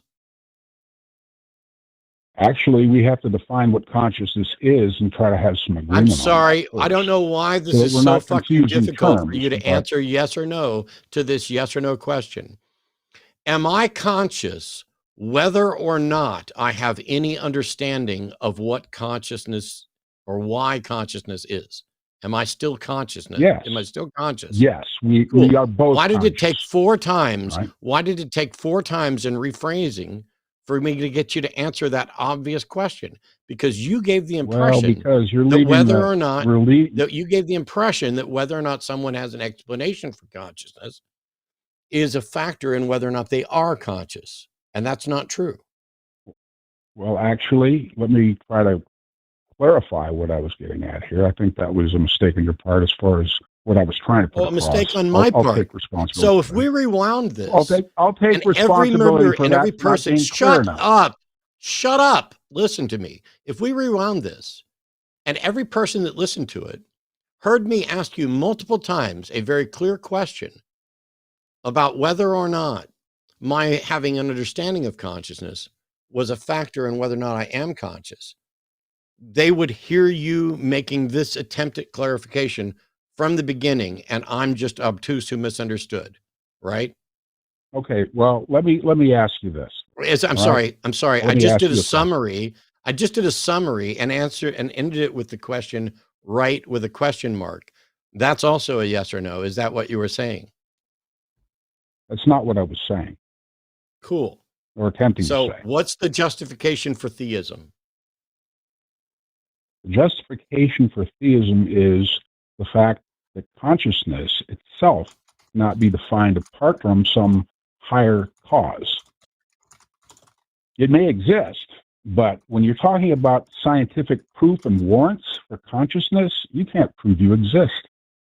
I'm sorry, I but can't prove I exist. you are making a fallacious argument from ignorance, essentially. Oh no. Because Oh, you have no. asserted that And it is a you should know fact that better than this. you've You should know better than you've this, Matt. asserted that it is a fact that consciousness cannot be defined apart from some higher cause. But you Well, are let's go back to what engaged. it's Would you based on. Do you stop believe that fucking consciousness is an interrupting emergent me? property of matter and Would you energy? stop Do you fucking believe that interrupting me? consciousness, Would you shut the fuck up and stop interrupting me? you know, your crude language does not. Okay, I'm going to mute you, Captain Crude Language. You asserted that the fact is that consciousness cannot be defined apart from a higher cause. I wrote it down word for word. But how you define consciousness is irrelevant and separate from whether or not you have an understanding of its cause. I can define an internal combustion engine, and I can show you that one exists, and I can show you whether or not it's working. And all of that is independent from whether or not I have any understanding at all of how or why it works. You are suggesting that because we do not have a scientific understanding of how consciousness works with a naturalistic explanation, that you are warranted in reaching a conclusion that favors a supernatural cause. Is that assessment correct? Yes or no? Yes. Thank you. Fundamentally, and I So, can explain that. since I haven't misunderstood it, and I have accurately just presented your position to you, I will say again, that is a fallacious argument, because whether or not we have an explanation is independent from whether or not it's true. And if we don't currently have a naturalistic scientific explanation, that doesn't mean we are forever incapable of producing one. And even if we were, that would not make your supernatural proposition true. That is my response. All right. Well, can I say something? I wish you would. Can I say something? Oh, okay, good. Suppose you found a nut and a bolt on Mars. Just a nut and a bolt laying there. You know, they're 7/16 inch common threaded nut and bolt. How did I get to Mars? You and I, now my hypothetical example here. You and I we're astronauts. You just landed on Mars, right? We're walking around and we're kicking the nuts. Oh, look at this. There's a nut here, Matt. And look, it fits this bolt. Would you conclude that was something that just evolved, that happened through natural processes? Is it possible? No. I don't know whether or not it's possible. It's not. I don't know whether or not it's possible, but no, I would not assume that it evolved naturally. Do you know why? Neither would I. Why is that? Because all of the available evidence for nuts and bolts has them not evolving or occurring naturally, and none of the available evidence suggests that they could occur naturally, right? Okay. I agree. So, when we look at consciousness compared to that, is there any evidence of consciousness occurring naturally? Actually, I'm waiting to see that from you, because my explanation differs from yours. No, sir. I'm asking you the question if there's evidence of it occurring naturally. I don't see any. Do you? I see plenty of evidence of it occurring naturally. See, I keep and breed reptiles, and so this process of an embryo developing leads to consciousness. Oh, what leads to the organic foundations of that embryo, the design that is necessary for a single protein, much less a living cell? You know, Darwin was not an organic chemist. He was a naturalist. Darwin is irrelevant. Yes. He was promoted by Darwin is irrelevant. By Julian Huxley. Darwin is irrelevant. Exactly. I didn't mention Darwin. I didn't mention Darwin. Right, well, you're the one that mentioned Darwin. What we're talking about here is evolution, right? I'm sorry, but you're the one that mentioned Darwin. Why on earth were you mentioning Darwin when I didn't mention Darwin? Well, I'm assuming that that's the alternative. No, why on earth are you mentioning Darwin when I didn't mention Darwin? We know the answer. The answer is that you are not listening. You are not listening, and you are reading from a script, which is why you're addressing facts about evolution instead of what I've actually said. Instead of actually pointing out that you have evidence for something beyond nature, you're asking if we can demonstrate that there's nature at all. And the answer is yes. I think the design in nature. You don't get to call it design, sir. Sir, you don't get to call it design. You have to you don't get to call it design. You don't get to call it design. You have to demonstrate that it's fucking design. You don't get to look at it and say it's design in order to infer a fucking designer. You have to demonstrate that it is in fact designed, and that there's a difference between something that appears designed to you and something that is designed. Have you done that? Because no intelligent design. Have you done that? Because no intelligent design proponent in the history of the world has done it. Have you? How do we know the difference between what appears to be designed and what's not? Have you? It's not up to me. Here, I'm going to mute you because I know you're going to fucking interrupt me again. It's not up to me to explain to you how to tell the difference between what is designed and what's not designed. It's up to you to make the case defending your definition that you're calling designed. This is the game you idiot creationists continue to play, which is, were you there? Can you prove it? Were you there? What about this? What about this? What about? You don't have any answers or explanations. You don't have an understanding of the science. And so when I point out that, of course, there are at a minimum naturalistic explanations, do you have evidence for supernatural explanations?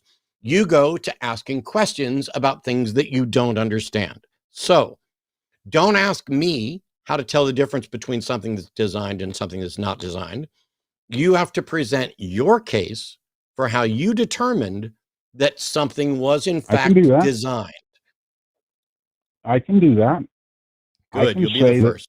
Design, by definition, the word design, the design, if you let me, design implies a designer. Randy, I'm going to mute you. I'm going to mute you because you clearly don't know how this fucking works. First of all, there's a delay, Randy. I would think that, in the 12 minutes that you've been on the phone, you would have figured out the delay thing. But since you haven't, there's a delay. And the additional problem here is that you don't know how to argue this stuff. You are following creationist script. So how do you tell the difference between a life form that was designed intelligently and a life form that is the result of natural processes alone? How do you tell the difference between those two things? That's really up to something intelligent. A conscious mind has to determine that. That's how you have to do it. Randy, I'm going to mute you. Listen to me very carefully. I just asked you, how do you tell the difference between a life form that was intelligently designed and a life form that came about by natural explanations? And your response was to say it takes an intelligent mind to do that. What I'm asking you, Randy, Yes, of course it takes an intelligent mind. I thought I was asking one, and I thought I was asking one that literally just told me it could do it. But clearly, your intelligent mind cannot or will not do it. So what I'm looking for is for what the test is. What is the mechanism that allows an intelligent mind to tell the difference between a life that occurred by natural processes and a life that was intelligently designed? Go. Well, it's analogous to the bolt on Mars theory. You just agreed with me a minute ago that Randy? that is not something that we would Randy. happen naturally. So that's how we would do it. We would use our intelligent Randy. mind and we would look at the natural Randy. world. Now Okay, I'm going to mute you, Randy. I don't need a fucking analogy. And I don't need someone who doesn't understand design going back to a flawed analogy about a nut and a bolt on Mars, because we don't have a nut and a bolt that we've discovered on Mars. There are nuts and bolts on Mars because we've put machines on Mars. That's how they're up there right now. But you've come up with a fictional scenario of this nut and this bolt because you don't understand the actual hallmarks of design. You recognize design not by its complexity and not by its function. You recognize design by contrasting it with that which occurs naturally. And as it stands right now, all of the available evidence points to natural causes for life and the diversity of life. And there is no evidence that points to supernatural causes. So when I ask you for the mechanism and you tell me that it requires an intelligent mind, you don't then get to go to your analogy about a nut and a bolt on Mars. You have to actually to describe a testable mechanism by which an intelligent mind can tell the difference between life that occurs naturally and life that does not occur naturally. Can you do that? Can I do that? You're asking me if a living cell that is as complex and as entropic as it is could have occurred naturally? I wouldn't say so. No, Randy, I didn't ask you anything at all about a cell. I asked you if you could demonstrate a mechanism. And instead, you went to yet another bullshit creationist talking point. So you've answered the question, Randy.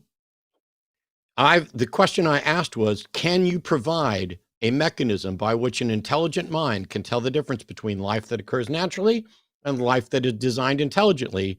And your answer is no, you cannot do that. Well, we do. We do recognize design in all kinds of things. And I can point to all kinds of things except the things that are in nature, and then you say it happens by materialism. Randy, I asked you if you could provide a mechanism, and you have not done it. Can you provide a mechanism, yes or no? To decide whether something's created or not by an intelligent action, it's inferred by the design. It's obvious. Goodbye, Randy. Car engine, Goodbye, Randy. Something designed it. Goodbye, Randy. You have failed. You have failed your creator. You have failed your designer. You have failed reason. You have failed intelligence. Go on you are believing failed that. because I've repeatedly asked you. You're never going to be able to talk over me. You're never going to ever be able to talk over me, Randy. And no, I'm not hanging up on you yet, because I have a co-host here, and I'm the only one that's been talking. But I just really wanted to find out, since you're here to advocate for theism from a creation standpoint, if you had any way to demonstrate a mechanism by which an intelligent mind can tell the difference. And you just keep replying with these just so things. It's either creationist talking point or we just infer it. We just infer it. I'm sorry that you think you understand things when you clearly do not, and that you are publicly demonstrating how little you understand about these things. But you do not have the ability to demonstrate a mechanism. But I'm going to back out because it's entirely possible that I have steamrolled you where Eric might be able to get you to acknowledge something that I can't because he's better at that. So, okay, Eric, what did I miss? Debatable, but that's okay. Thank you. So, hey, Randy, I was following the conversation here. Can you explain to me, going back to the nut and bolt on Mars example, can you explain to me how we know nuts and bolts are intelligently created? What's the process? Yeah, I would say it's inferred by the complexity of the nut and bolt, the way they fit together, and the probabilities, and all the things we can assess that we are within our normal conscious understanding. You know, I mean, and Matt agreed with me, didn't he? That you wouldn't say that Randy, just happened. Randy, hold on, Randy. I asked you a simple question. You said we infer from its complexity. How do you have anything that you could point to that's not complex? No, but you can see the design and things. Randy, hold on. You just said no, so you have no point of comparison. So how can an inference possibly be made if there's no comparison? Well, you lose yourself in that argument, don't you? You are. It's a self-defeating argument.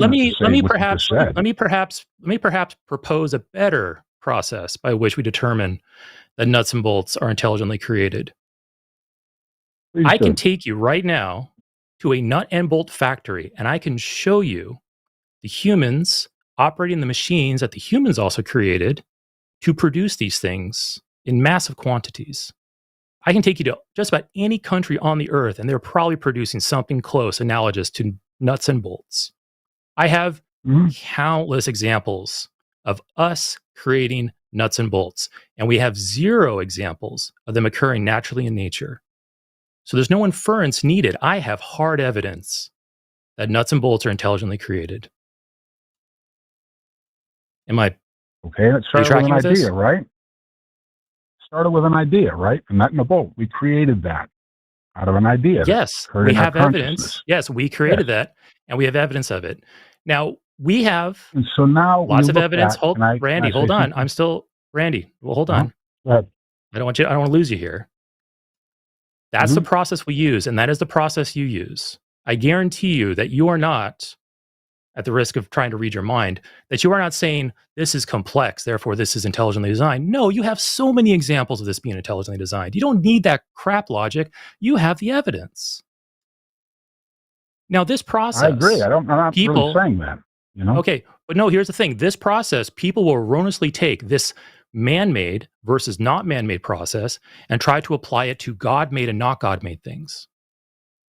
So you can't use the same process on that because as a theist, Randy, you have zero examples of something that's not God-made. You have 0 points of comparison, and you're trying to prove your God with this process.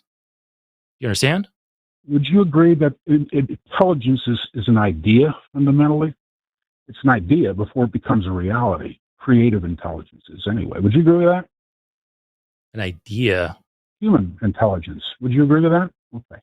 Mona Lisa didn't say that again. I did not track that at all.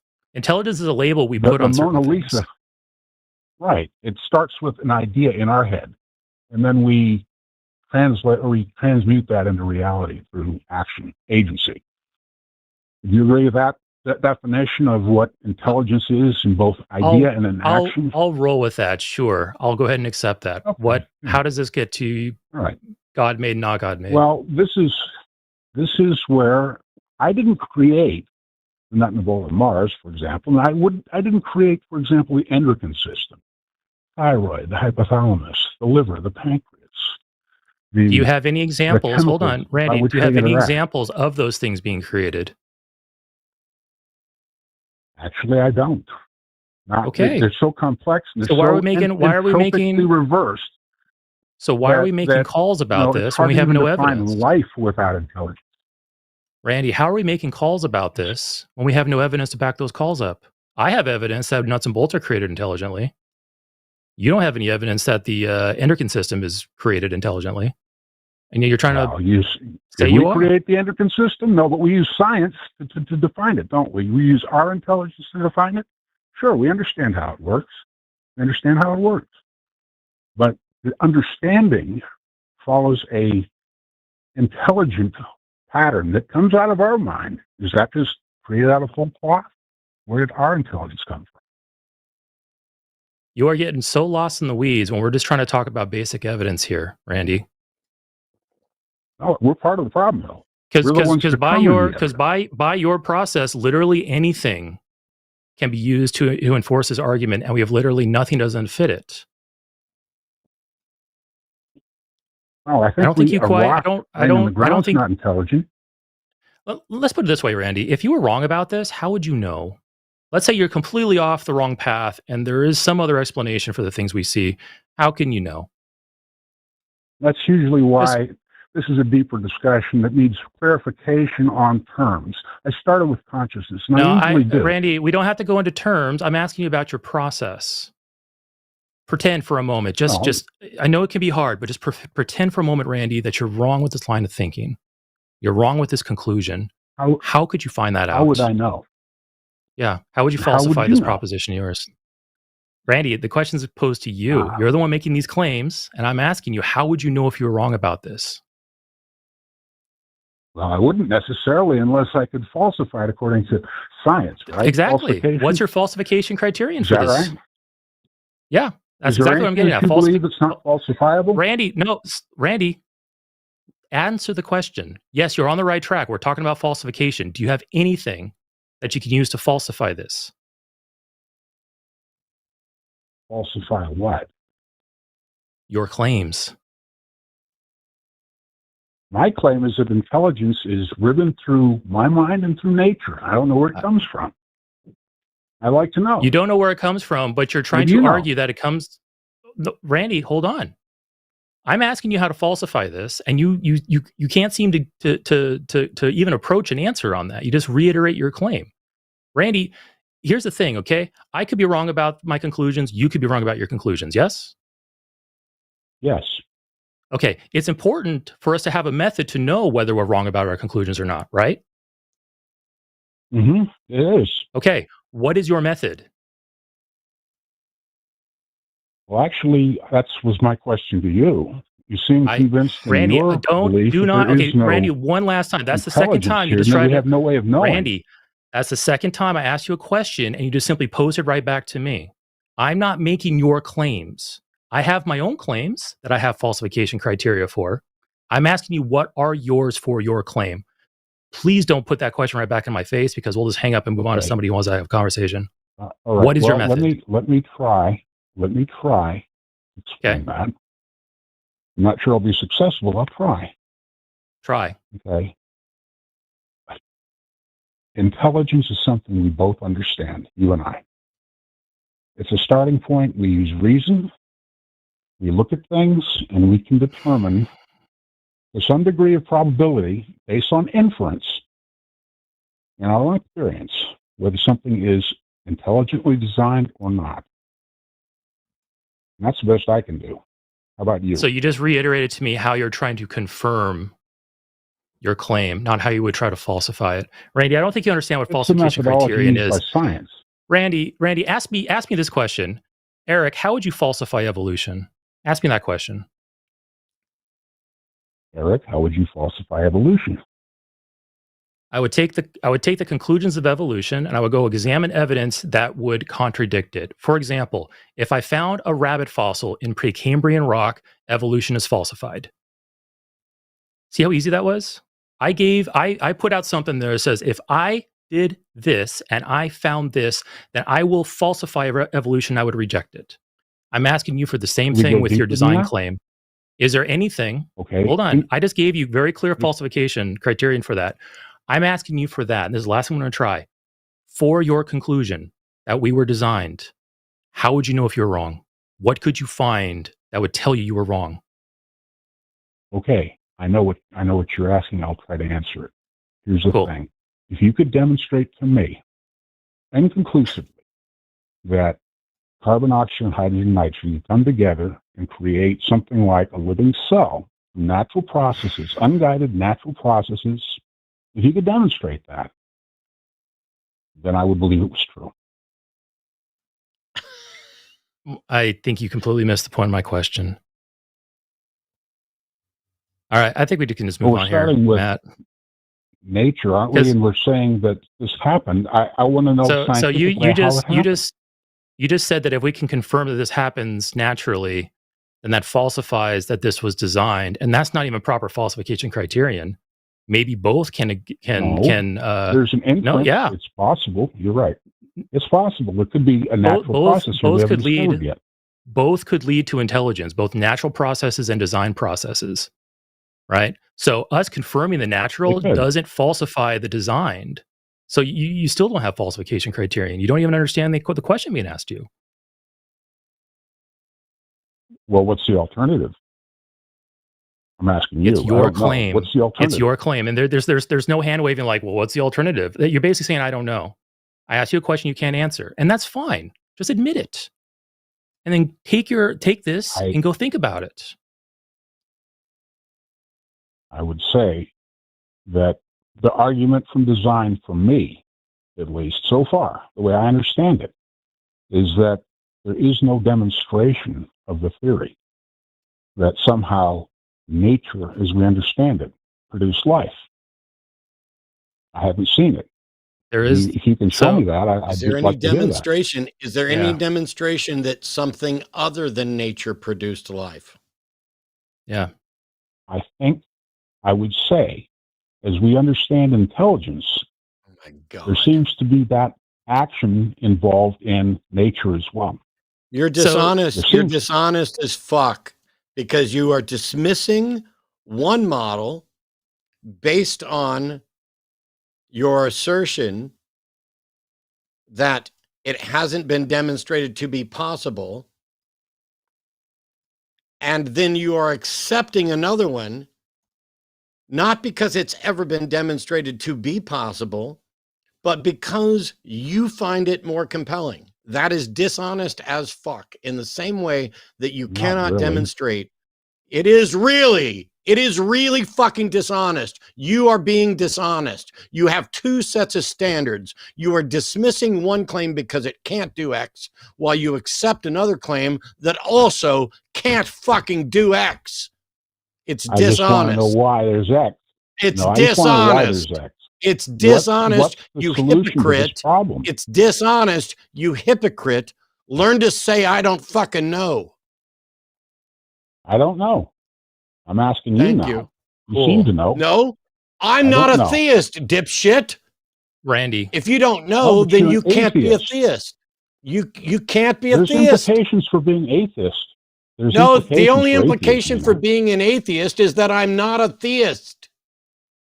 I'm not That's not convinced true. there's a God. Period. End of story. Absolutely end of fucking story. There's nothing else to it. I'm not convinced that a God exists. You, on the other hand, are convinced that a God exists and can't provide a good fucking reason that it's even possible, let alone that it's true. Hypocrite. I could give you lots of reasons that are acceptable to me, but obviously not acceptable to you. Okay? We are pursuing truth here, aren't we? That's yes, because the difference is you don't have good standards of evidence, which is why you are willing to dismiss one claim for failing to live up to a standard while you accept its separate claim that can't live up to that standard. You are the one. Well, I would love to be able to. You are the one. Shut up. You are the one with unreliable epistemology, not me. You know, the problem I have with skeptics is they're not skeptical enough. They're not skeptical enough. You don't ask You're an deep idiot, enough Randy. questions to really Randy, come to that there is conclusion. Randy, there is no such thing as not skeptical enough. I am skeptical of every claim. Skepticism is not cynicism. Skepticism is I will believe a claim when the evidence warrants believing a claim. That's it. That's the entirety of skepticism. Don't you dare come in here with bad epistemology and dare to lecture anybody here about skepticism as if you fucking understand it, because you don't understand skepticism in the slightest. Yeah, Randy, and hopefully you aren't under the false impression, because perhaps maybe this is our disconnect from the beginning. Matt and I are not claiming for certain that intelligence is the product of a just natural means. The evidence indicates it. The patterns we observe in nature point to it, but we don't make that claim. You're coming in here and saying, no, something other than nature is responsible for it. And you're using bad argumentation. with the whole, essentially you presented the watchmaker argument earlier, and we explained to you why that doesn't work. And then I'm asking you, what other evidence can you bring to us? What other argument can you bring to us? And you're basically these are vague gestures towards, well, I can't understand how this could come about without some type of intelligent intervention to begin with. I hope to start with something we could agree with. I'd hope to start on while somebody else is talking. Jesus, you keep talking. Both of you steamrolling. It's your show. You can do that if you want. I'll listen. You're goddamn right I can, especially when you're sitting here advocating for shit and failing to meet any sort of burden of proof or any understanding of skepticism at all, and deigning to lecture the rest of us. Yeah. Randy, when it comes down to it in a nutshell, there's lots of questions about what we see in reality that we currently don't have answers to. All right. Now, theists and opportunists try to take advantage of that uncertainty and that gaps in our knowledge to try to cram their God in there. They're trying to wave at this mysterious explanation for these things. And over the hundreds of years of science and the hundreds of years of gaining knowledge, we have made those gaps shrink and shrink and shrink. We have never once discovered a process that is supernatural or in control of some other being that we have no understanding of as an explanation. So now I observe these patterns in the way that we do our research and the way we discover things. And the answers is always natural, natural, natural, natural. Forrest Valkai last week had a great analogy. We have a big bag of marbles, and that bag of marbles are all of our currently unanswered scientific questions. And every time we pull a marble out of this bag, the marble's blue, the marble's blue, the marble's blue. We're not saying the next marble is definitely going to be blue, but we have such a strong pattern of pulling blue marbles. We have such a strong pattern of discovering that the gaps in our knowledge have natural explanations, that it is reasonable to expect that the next discovery will be natural. The next discovery might not be natural. Who knows? That might happen one day. But we're not going to do it with your argumentation. And we're not going to do it by simply saying, I don't know how this could be explained. Like that's just not going to happen. And you need to tell me why you think there is a red marble in that bag. And you need to justify that with argumentation and evidence. And so far you haven't done that. Well, let me say something here. You know, theologians are often accused of believing in the God of the gaps. You know, something that basically bridges that gap of ignorance. We know to this point, and the point keeps moving to the right, perhaps, we gain knowledge, but there's always that God of the gaps who make that leap, right? To theism, it's an unworded leap if you're an atheist. But there's a God of the gaps in science, too, I would say. I don't think you understand what God of the gaps means. I don't think you understand what God of the gaps means at this point. No, you fucking don't. Shut up and we'll teach you. Okay, teach me. God of the gaps is a fallacious accusation where when there is some gap in our understanding, religion plugs that gap by asserting that God is the explanation.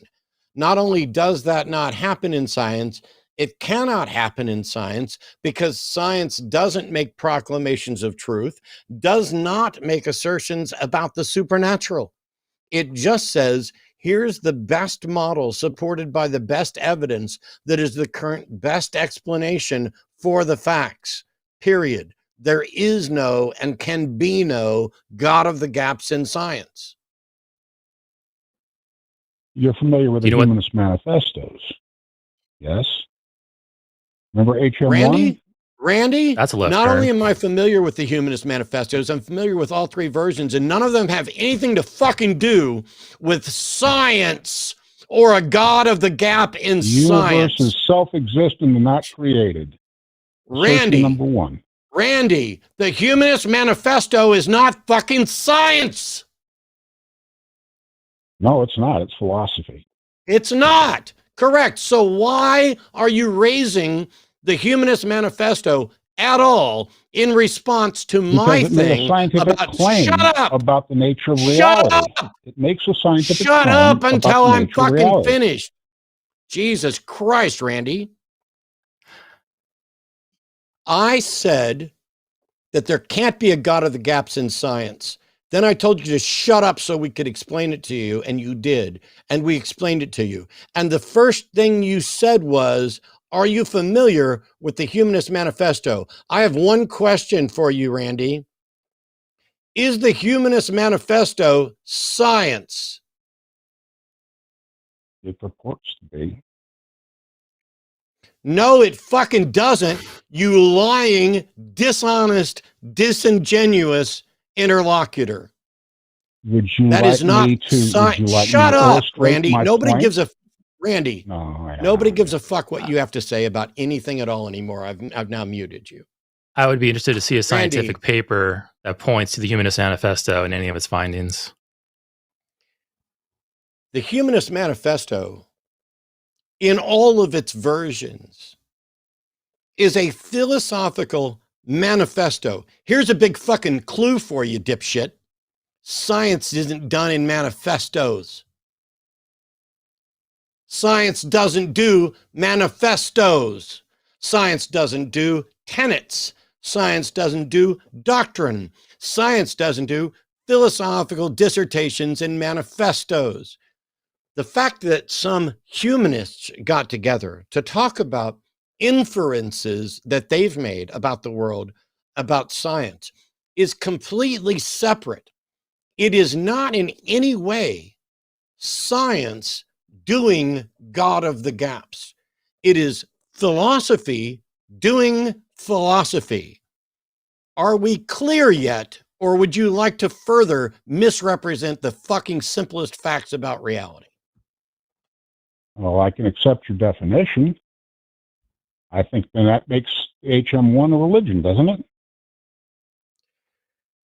Randy, are you familiar with Randy, are you familiar with the Humanist Manifestos? Very much so, yes.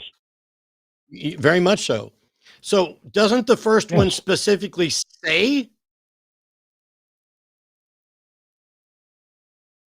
that it's a religion? Hello? It does not. It doesn't. It says the universe is self-existent and not created. As far as we can determine, there's no first cause. And if it's to be, it's up to me, basically, is what it says. Listen to me very carefully. To try to improve Listen the to me human very condition. carefully, because you don't know what the fuck you're talking about, so shut up. The manifesto. I've read it. You don't know what you're talking about. Shut the fuck up and listen. The time has come for widespread recognition of the radical changes in religious beliefs throughout the modern world. I'm reading Humanist Manifesto 1. I'm reading HM1 right now. Shut up. Right. The time has come for widespread recognition of the radical changes in religious beliefs throughout the modern world. The time has passed for mere revision of traditional attitudes. Science and economic change have disrupted the old beliefs. Religions the world over are under the necessity of coming to terms with new conditions created by a vastly increased knowledge and experience. In every field of human activity, the vital movement is now in the direction of a candid and explicit humanism. In order that religious humanism may be better understood, we, the undersigned, desire to make certain affirmations which we believe the facts of our contemporary life demonstrate. That is the first paragraph of the Humanist fucking manifesto that you pretended you were familiar with while suggesting that it should be viewed religiously and does not affirm that it's viewed religiously. Are you ready to retract your bullshit now? They say they're religious humanists? Didn't they just call themselves religious humanists? Yes. And what you just read? Okay, yes, that's the fucking philosophy. It's not science. Correct. It's not science, but it goes on to make scientific claims. Correct. It's not fucking science. Randy, shut up. If I just broke my glasses, I'm billing you, Randy. I read you the Humanist Manifesto because I was pointing out that the Humanist Manifesto is not science. that it is in fact a philosophical treatise on humanistic religion. And I asked you if it acknowledged that. And you said that it did not acknowledge that. So I read you the fucking first paragraph where it absolutely acknowledges that. We're in agreement. It does acknowledge. It does acknowledge it's a religious belief. And why did you disagree with me a minute ago? It makes scientific claims about the nature of reality. Continue to read it. Randy, never mind. You're not worth talking to. No, thank you. Goodbye. Besides, like, what does some third party making claims about science or not making claims about science have to do with the conversation about science itself? Like, I can point to any organization. I can point to any organization making a claim about something to muddy the waters to get it off the topic of, well, I think Randy at some point realized that he doesn't have falsification criteria. He doesn't have a way to demonstrate any of this to exist. So he's just going to go point at other perceived problems elsewhere to distract from the weaknesses of his position. Yeah. Randy. Go ahead. I'm sorry. No, it's okay. I was going to say, Randy, it's okay to say, I don't know. There's no God of the gaps in science. There is the we don't know of the gaps in science. Any gaps in knowledge is just an unknown. God could be in there. God might not be in there. It's probably natural because we've had nothing but an unbroken combo of naturalistic explanations for everything we've discovered. That combo has never been broken. So if you had to bet money on tomorrow what the next scientific discovery will be, I'm going to bet on a naturalistic explanation. I'm not saying it's guaranteed, but man, I'm going to observe this pattern and I'm going to go with it because that is reality. That's what we've seen. Now, folks like you and folks like I'm sorry, Matt, I'll finish up here in a moment. No. Folks like you exploit those unknowns and exploit that uncertainty. And you want to jam in whatever you want in there as an explanation with zero justification. It has always failed. You have always been proven wrong. And I will bet my yearly salary that you will be wrong tomorrow. Go ahead, Matt. Yeah, it's just weird. So caller calls in to say, hey, why do you accept the atheist worldview and not the theist worldview?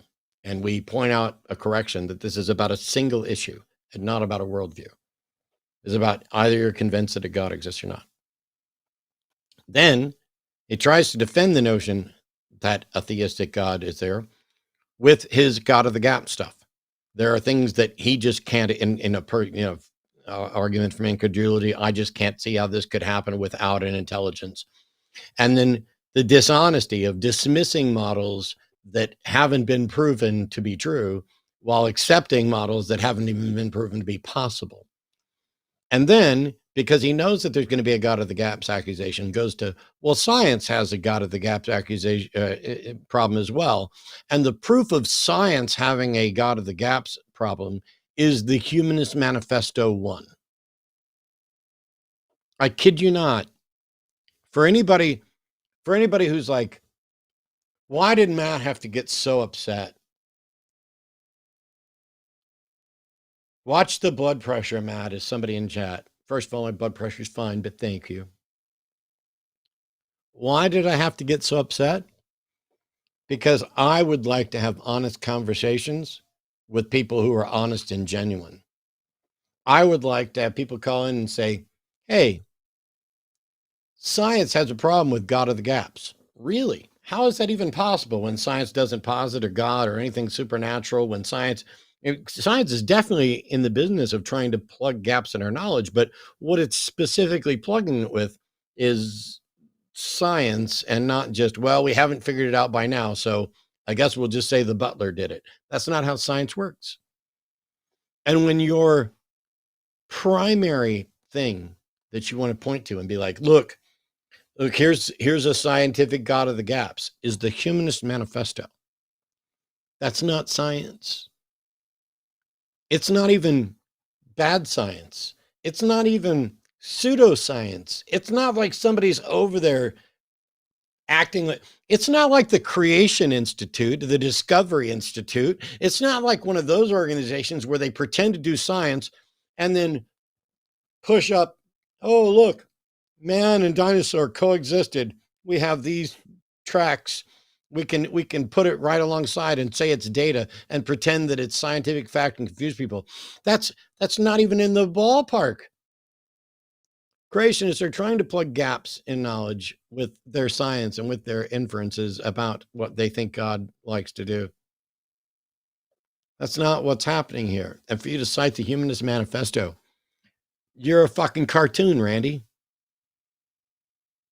Randy is an absolute cartoon. It doesn't matter. Here's an experiment. It's almost like there's a group of people out there who are like, all right, we're gonna have a point scoring system. Your whole purpose is to get on the line on the Sunday show. We'll start a stopwatch and we'll see which one of you can use the most time on the show by saying the least. Go.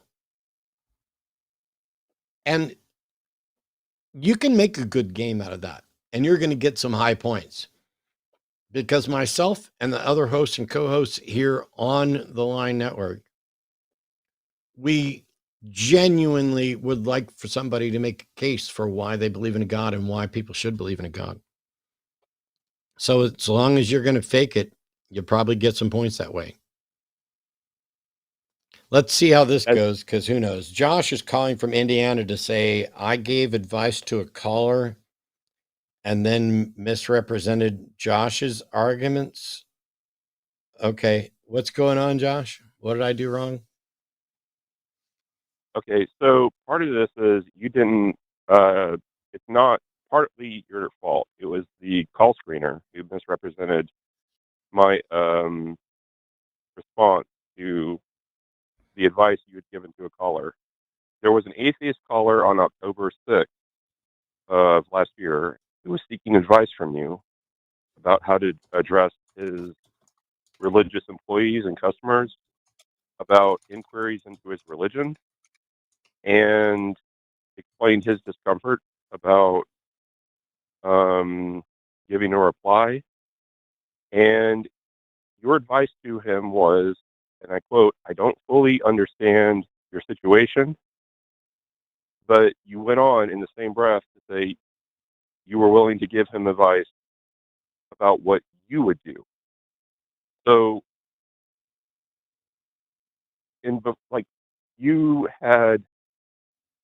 you were being asked for advice, and while you said, this is what I would do based on my moral principles, the caller was asking you for advice about how to handle his situation, wherein he might have some economic precarity, which is, as you know, very common among people in the U.S. Josh. Yes? Josh, are you the guy who keeps trying to call me to tell me it was privileged to say that I would quit under circumstances? I've only ever called once. I haven't kept trying to call you. I'm sorry, Josh. Is that an answer to my question? Yes. Cool. Did I say that the caller should quit? No, that was what was messed I'm sorry. That was a yes or no question. Did I say that the caller should quit? This is what you asked me before. Did I say the caller should quit, Josh? Yes or no? What's the difference between taking a job Did I say the caller should quit, Josh? Yes or no? I think you understand the point Did I'm making. I say the caller should quit, Josh? Yes or no? This is the reason why. I'm going to mute you, Josh. And when I take you off mute, you're going to get to say yes or no. And if you say anything other than yes or no, I will block your number for good. I would love to be able to honestly address what your concern is, but you won't even answer a basic yes or no question. So let's try this. Josh, did I tell the caller that Josh, yes or no? Josh, okay, I'm going to mute you again. Let's try this again, Josh.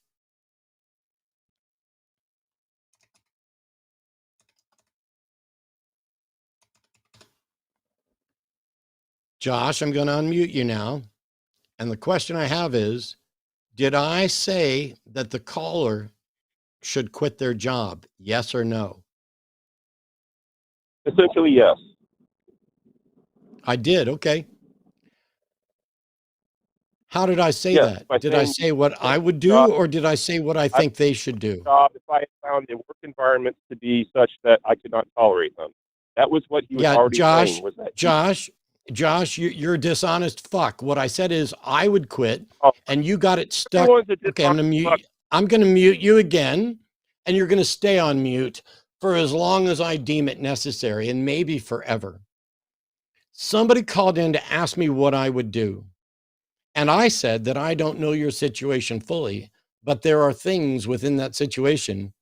If it were me, I would not keep working there. I did not in any way suggest that that person should not work there, or that they were in the same position that I'm in.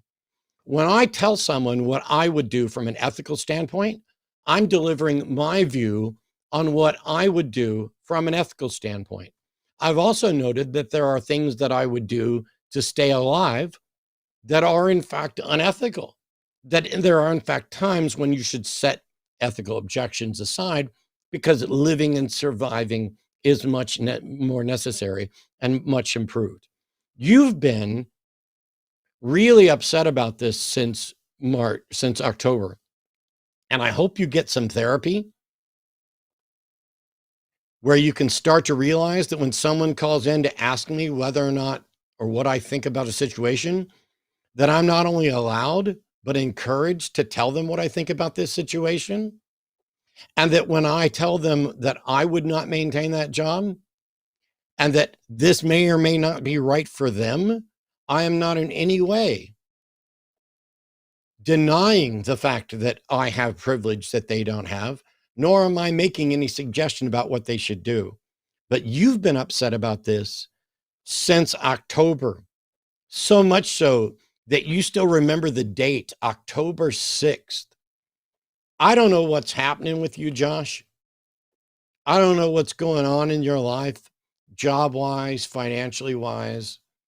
We're merely hearing someone say that they wouldn't keep working under certain circumstances is enough for you to decide that this should involve months of potential corrections about them and their privilege, which they've never fucking denied. But I hope you get some help. Is there anything else you'd like to add, Josh, before we say goodbye? Oh, you hung up. Okay. I vaguely recall that conversation, and I think I vaguely recall, I think it was Josh calling in to complain once before about it. And it seems that Josh is confusing Matt's description about what he would do in that situation with a prescription for what the caller should do, and calling that privilege. Like, I think it's safe to say, like, I don't think I've ever told anybody you should do X. Yeah, I always frame it as I would do X in this situation. You may want to consider it too, but you need to analyze it and make that step carefully. And I can't recall any time Matt's ever told anybody just like, do this, go do it now. I don't. I'm terrified of doing it. 20 some odd years I've been hosting shows and people are constantly calling me and asking me for advice. And what do I do repeatedly? Hey, look, I don't have any kids, but here's my thoughts. Hey, I'm not in that situation, but here's my thoughts. I would never tell someone you should absolutely quit. The closest they'd get is if they said they were doing something that was actively immoral and there was another option, I'd be like, yeah, I think you're being grossly immoral in this situation. And yet I still don't know if I'd use the words, and I think you should quit. But Josh, baby, it's March 23rd. Or sorry, it's February 23rd. That's 4.5 months. 4.5 months you've been upset because I merely told someone that if it were me, I would not do this. And in your head, you spun that up as me not just exercising privilege, which is a very strong possibility, but denying that I have privilege, which is absolutely not the case. And you turned it into multiple calls, counting today, of, gosh, Matt, you really messed up here. Yeah, Josh, I would sing the song from Frozen, but Disney would sue us because I'm so good that I would just hit it absolutely pitch perfect. And so I won't had the same thought in my say head. let it go, but you know. I bought some All right, Dillahunty glasses, and I have it right here in front of me, and I'm so tempted to put it on right now, but I'm not. I'm better than that. I'm not gonna do that. Josh, if I were you, I would call back again for sure in 4.5 months. There's a comment, the Let's Make show, very succinct, very apt. Advice isn't mandatory. So, I mean, Josh, you can get bent out of shape that Matt's circumstances are perhaps more favorable than that caller's, where Matt would say, yeah, I would probably just quit my job. That's not Matt flexing his privilege on somebody. There's just simply a difference in Matt's circumstance versus the caller's. And there's nothing wrong with that. Or where I've decided to draw a line. Yeah. I mean, like, let's put it this way, okay? I'm a software developer. I am very fortunate that software development is in high demand pretty much everywhere I go. I understand that that is a fortunate circumstance for me. I can quit my job, I can pack up my stuff, and I can go just about anywhere I want on this continent, and I'm going to be fine. And that's not me exercising my privilege over anybody. That's just simply a fact of life. That's the circumstance I found myself into. Sure, there might be people out there who cannot do that. There's lots of people out there who cannot do that. Family ties them to the area. Perhaps her job is not very common, and the fact that they have this current job might have been a great effort in itself, and maybe they had some luck and fortune getting in there. Highly competitive fields and such. Like, there's circumstances that are different between people, and that's nothing to be ashamed about. And I don't think Matt has lorded that over anybody. I certainly try never to do that. It just, as Matt said, just let it go. It's okay. I guess it's fine. Well, while you were talking, fine. I put a caller on live, and I didn't want to be rude to them. So Sarah in the UK, Sarah. I'm so sorry that I put you on live in the midst of that, but welcome to the show. You had a question for us, and I see you're on the web thing. So you may, if you're on your phone, you may have to tap your phone and tap your browser to talk to us. Hello. Yeah. Oh, there you go. Hello, Sarah. We do. Wonderful. That's it. That's okay. Don't worry about it.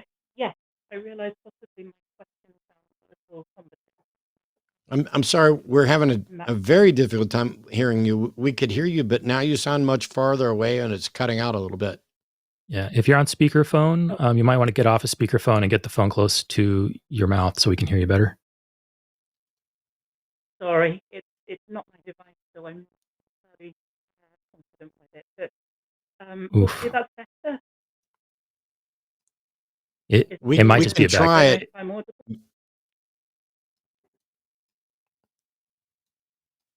I'll keep talking and hope. I don't know if this is getting through. I'm only getting like 3 or 4 words and then nothing. This feels to me like a bad connection. Sarah, you may want to hang up and call right back, and I'm sure the call screener can fast track you through and get you back to us. I think this is just a bad connection. I'm so sorry. I'll try that. Thank you. Not your fault. Well, it's on the web interface, so I genuinely don't understand how that could. Actually, you're right. But it's not a phone number. Might be. That's probably not drop packets, but So the question, it's an interesting question. I like it. It's how do atheists make sense of suffering and injustice? And I would say that making sense is different than coping with it.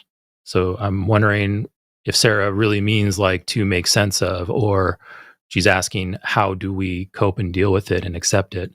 It makes perfect sense that there's suffering and injustice because we live in an unfeeling universe, and suffering is just a natural byproduct of the evolutionary process, and justice is just something that we invented to keep order in our society and make ourselves feel better.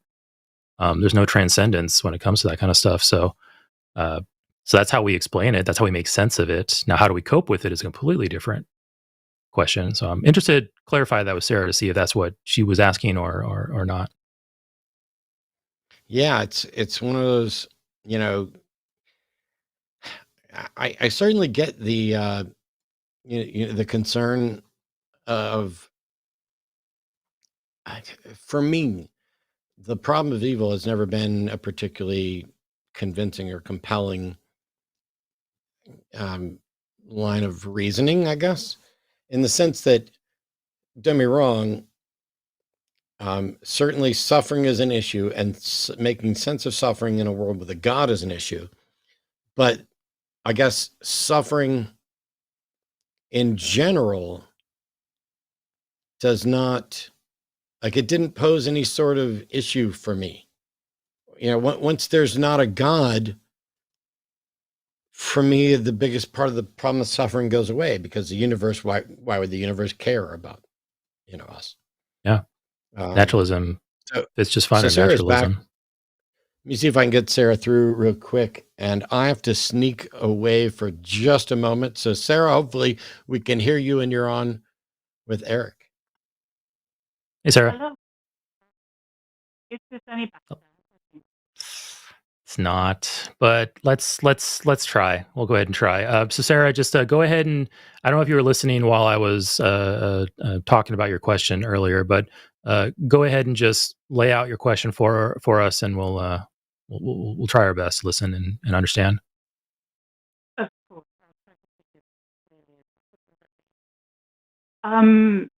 So I tried calling in, or I called in about a month ago. Sarah, if you can talk directly into your mic. Yeah, talk directly into the mic, or maybe speak up. You might have to yell a little bit because you're going down so low we can't even make out any words. So okay, I'll project a bit more. Okay, so I called in about a month ago and spoke to Matt and I think Jimmy. I think I probably ended up making a bit of a fool of myself, and Matt was very kind in dealing with my stumbling attempts to get towards. Yeah, this isn't going to work. Yeah, I'm understanding. I think, but just Sarah, you'll just have to get your question out. We'll do our best to understand it. The preamble won't be good, so just what's your question? I think mostly I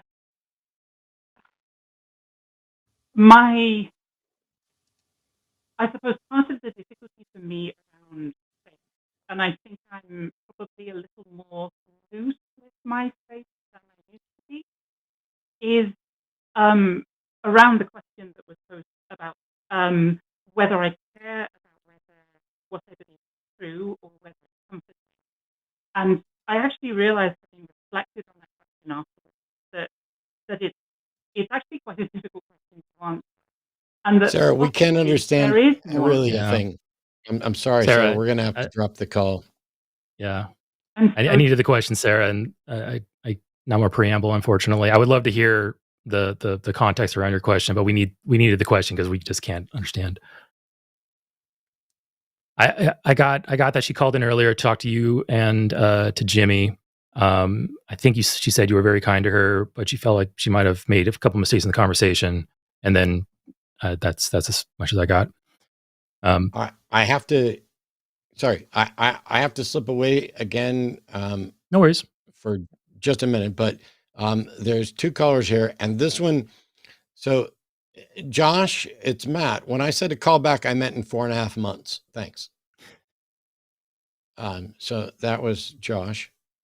And then Kamar is calling from Canada, and I'm going to leave you to talk to Kamar real quick. There's some sort of hypotheses about divine visions and experiences, and I don't know what to think about it, but I have to slip away. Hey, Kamar, how you doing? Hello. I'm good, Eric. How are you? I'm doing pretty good. Yeah, coffee's kicked in. Yeah, I slept in late. Everything's good. Long time. Go ahead. Long time listener, first time caller. Okay. You guys are doing a great show. I just wanted to confer with you guys a few things, and importantly, the visions or divine experiences that people experience. I myself have seen visions. I'm coming from a Hindu background. I'm an Indian American. I have seen visions. That when I saw those visions, I was pretty sure that I was seeing God. I was experiencing God. Yeah. Can you tell me which God you think that was? Which God? I was not seeing God in particular, but I was seeing bright lights. Okay. Fantastic bright lights, colors, and stuff. Okay. So I was not seeing any deity in particular. Okay. Yeah. But you said you called a God, though. So I'm sorry, I'm not trying to interrupt. You called a God, though. Yeah, I thought it was God. Yes. Okay. All right. Go ahead. But when I look back and then analyze it, what I feel is it's all the mind. When it is concentrating well, the mind is capable of creating such experiences. Is my hypothesis. I'm not saying this is how it is. I don't have a proof for it. So this is the hypothesis that I have, and that is, I think many people do have this hypothesis too, is that the mind is the one that creates all this. For example, I have seen videos, apparently genuine-looking videos of telekinesis, where people move stuff at distance. So telekinesis? That is also telekinesis is all because of something like brain wave or mind waves. That kind of thing is going on there. Yeah. I can also look up videos of perpetual motion machines that look really convincing. Yeah, exactly. And if people look at the question of God and God and faith from a perspective of what they know for sure, it's all good. But as far as I'm concerned, the natural universe exists. I have a mind. I can see people having minds. But the universe itself, does it have a mind? Maybe. It may not be. But I don't know. It could. But the questions like, does the universe start from nothing, or does the universe exist forever? These are questions and answers that I cannot even fathom. Forget accepting an answer for that. I cannot even understand what they mean. How do I understand universe existing forever? That's beyond me. What is existing forever? What is the meaning of it? I can't understand. And I don't know if I will understand ever. So if that is the case, people say those things like, the universe came from God with such a confidence that it baffles me. Yeah, it's, I think I'm pretty much in alignment with you on just about everything. You didn't make any claims about the videos of the telekinesis. Like I said, that's why I brought up the perpetual motion videos, because we know how those can be. We know how those videos can be rigged and shot in a way where it looks very, very convincing. But we don't necessarily use that as good evidence to accept those things. So I think we're pretty much, and I agree with you too, like the visions and such, that's all product of the mind in certain states. Either that state is dying and going haywire due to lack of oxygen and stress and trauma, or perhaps people can put themselves into meditative states where their brain starts generating imagery, dreams, hallucinations, bad mushrooms on pizza. There's all kinds of things. Yeah, But and also even real sorry, even no, I was real going to say, telekinesis, go ahead. real telekinesis could also be because of mind doing it. The mind can do. Is my hypothesis? Yeah. So you're saying it's your hypothesis that the mind can be telekinetic? Like, is Yes. that what just heard? Yes. Yeah. Okay, so I'm not going to outright say that's impossible because I can't demonstrate that. But do you have a good reason to think that is the case? I don't know. I don't have. It is just a hypothesis. Yeah. Because okay. I don't have a proof of it. I'm just saying that could. Okay. Is it a hypothesis that you think is true? You think the hypothesis explains the videos you see? It could be true. A hypothesis, it could be true. That's how I look at it. But what do you think? I'm asking you, what do you think? Because I can say, yeah, a hypothesis, that is a hypothesis, that the mind is somehow telekinetically moving the object. That is a hypothesis. That's not a hypothesis I accept as true. So I'm asking you, do you accept it as true? I don't know. Frankly, don't know. All right. What process by which would you use to come to a better answer there?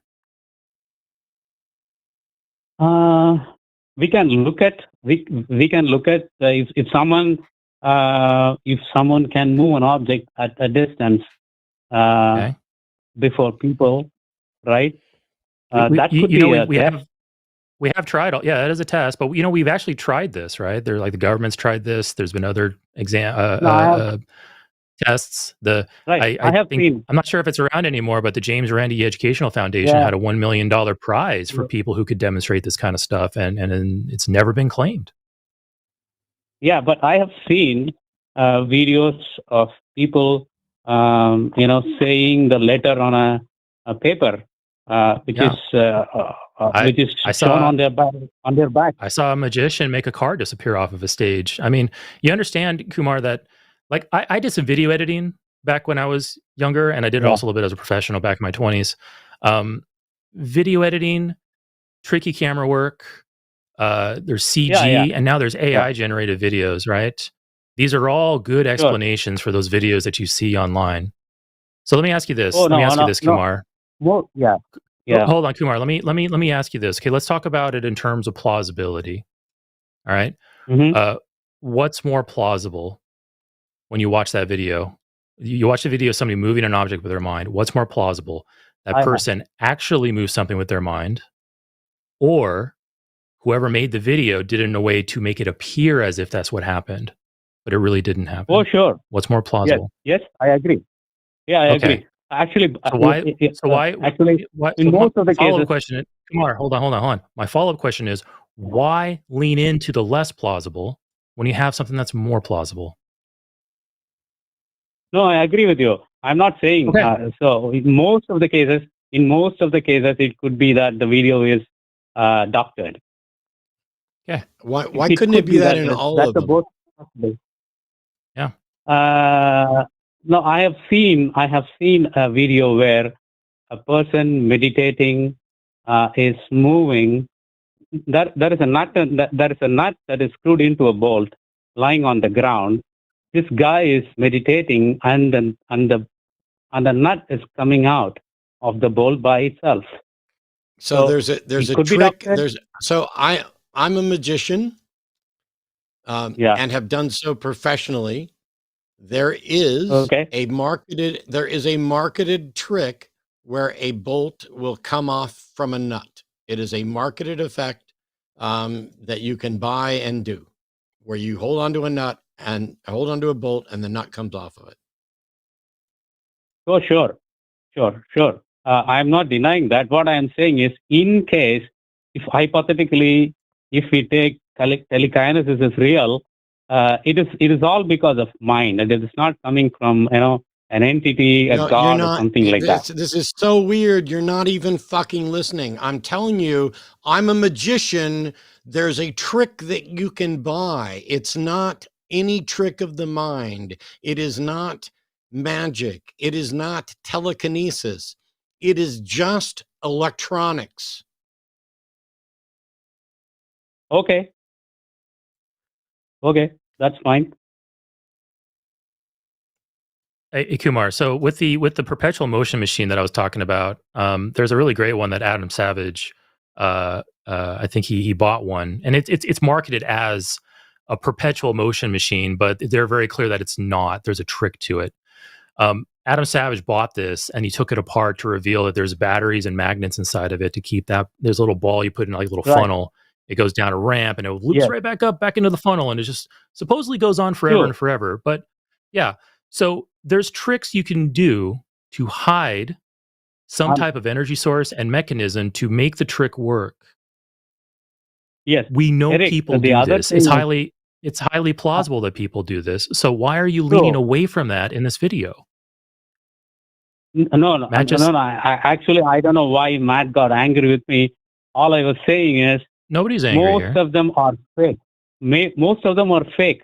I myself have Kumar, listen. You just said most of them are fake.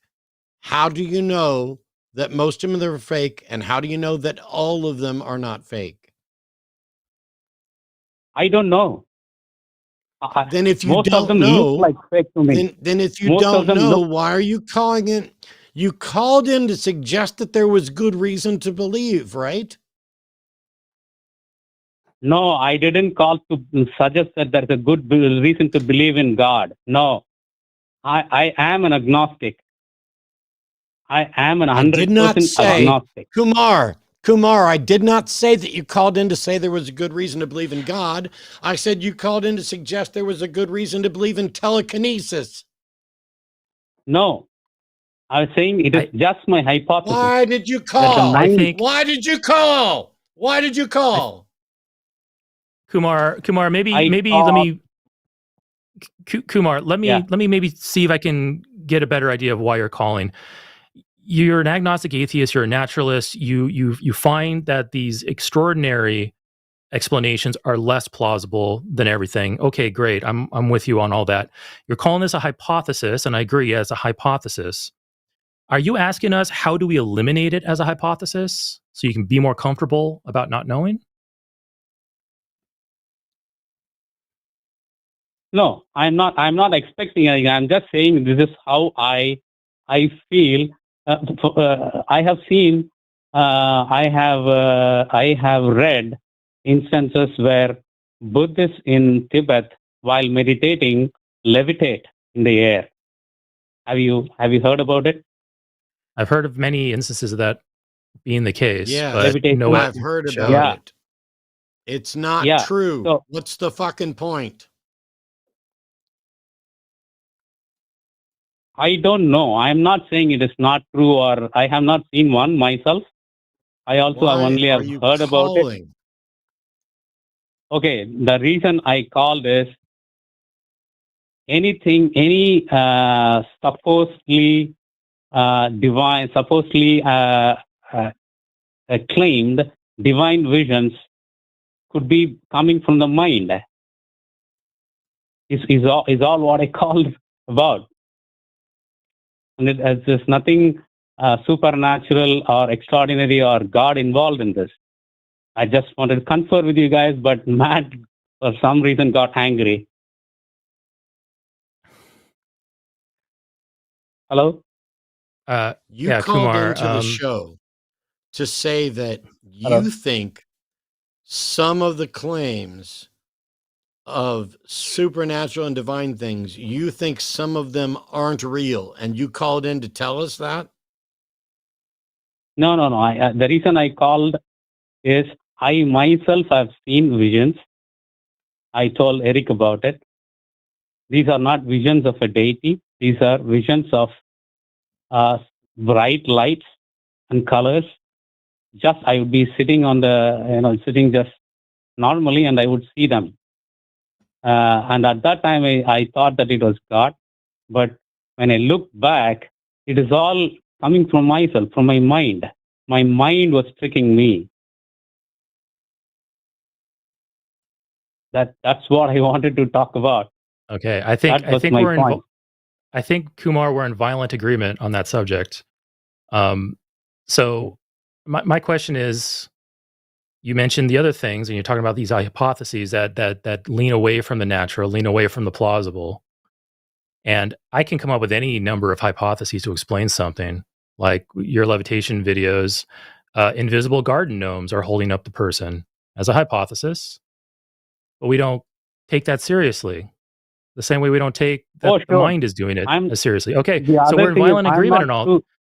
We're in violent agreement on all of this. I don't know if there's anywhere else this call can go. No, I'm just conferring with you guys.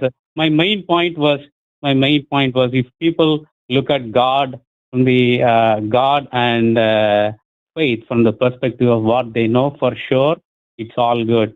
Only when they don't do that, it's the problem. Was my main point. The other questions of divine visions are all my minor points actually. That my main point was that. Okay. Well, you can consider us conferred. You can consider us conferred. We agree with you on just about everything, I think, unless I misunderstood something in there. But I think we're all on the same page, and we can move on.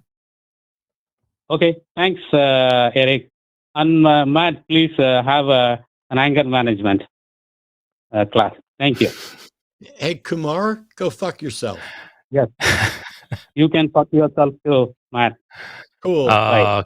Thanks for calling in to waste my fucking time. And then when I was confused about why you were fucking calling, suggesting that I have an anger management issue. Don't fucking call me again with your insights into, something happened and it might not have been real. Kumar overplayed his hand at the end there. I thought he was genuine up until that last moment, and I think he just wanted to trigger you, Matt. It's all right. You disappointed us, Kumar. I'm sitting here trying to figure out what the hell's going on, and all of a sudden, it's my fault. I'm getting so angry.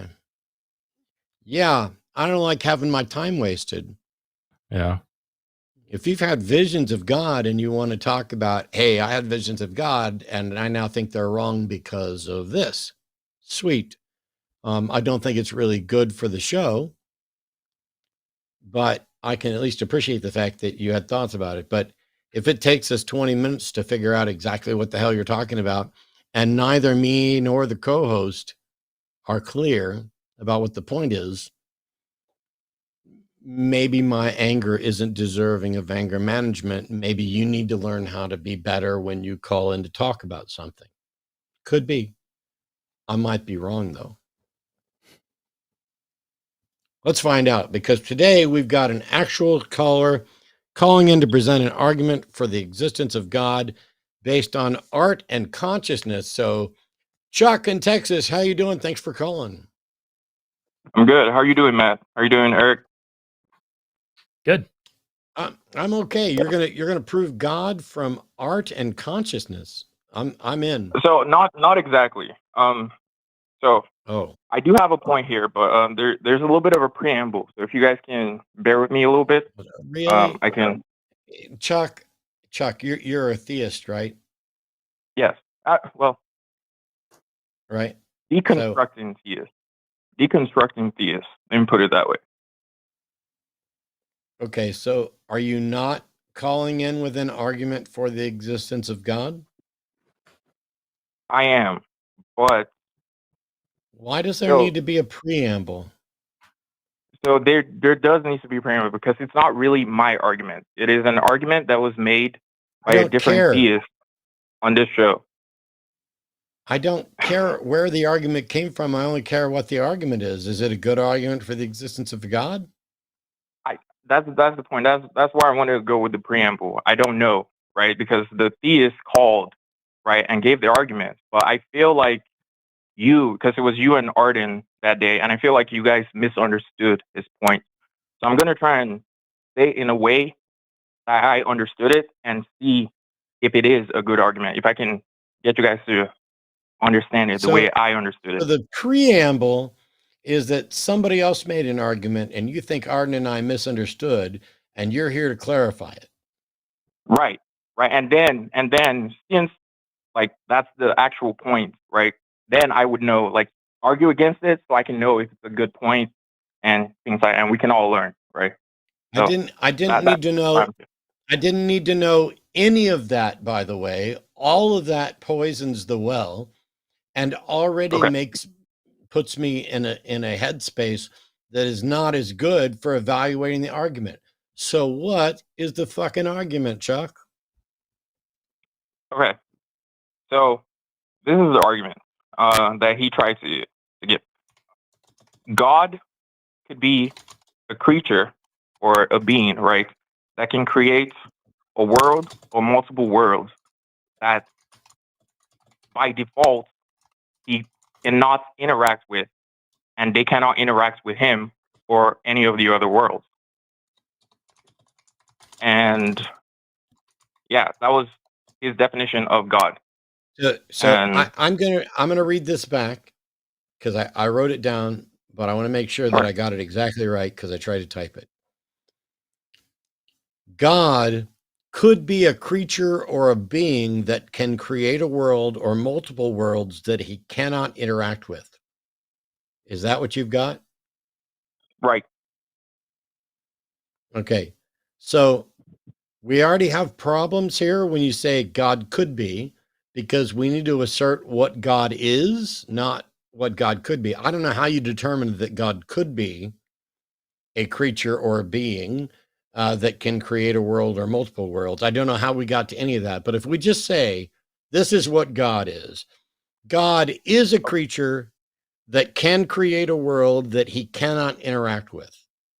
Okay? If God can create a world and he can't interact with it, then the people in that world can't have any reason for believing that God exists, right? Right. Okay. So what that proposition is, it could be the case that there's an undetectable God.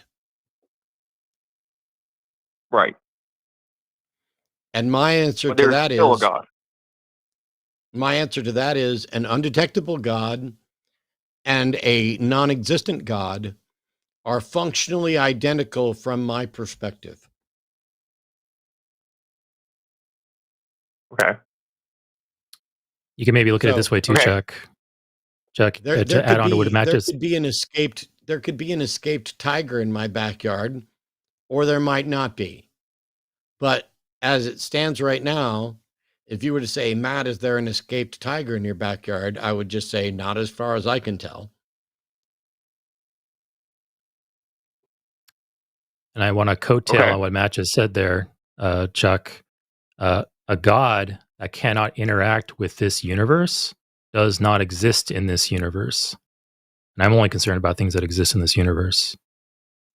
So I agree with that statement. And the reason why I added the art part in that is, so for example, if you consider, let's say Harry Potter, right? If you consider the Harry Potter world, right? J.K. Rowling doesn't exist in Harry Potter, right?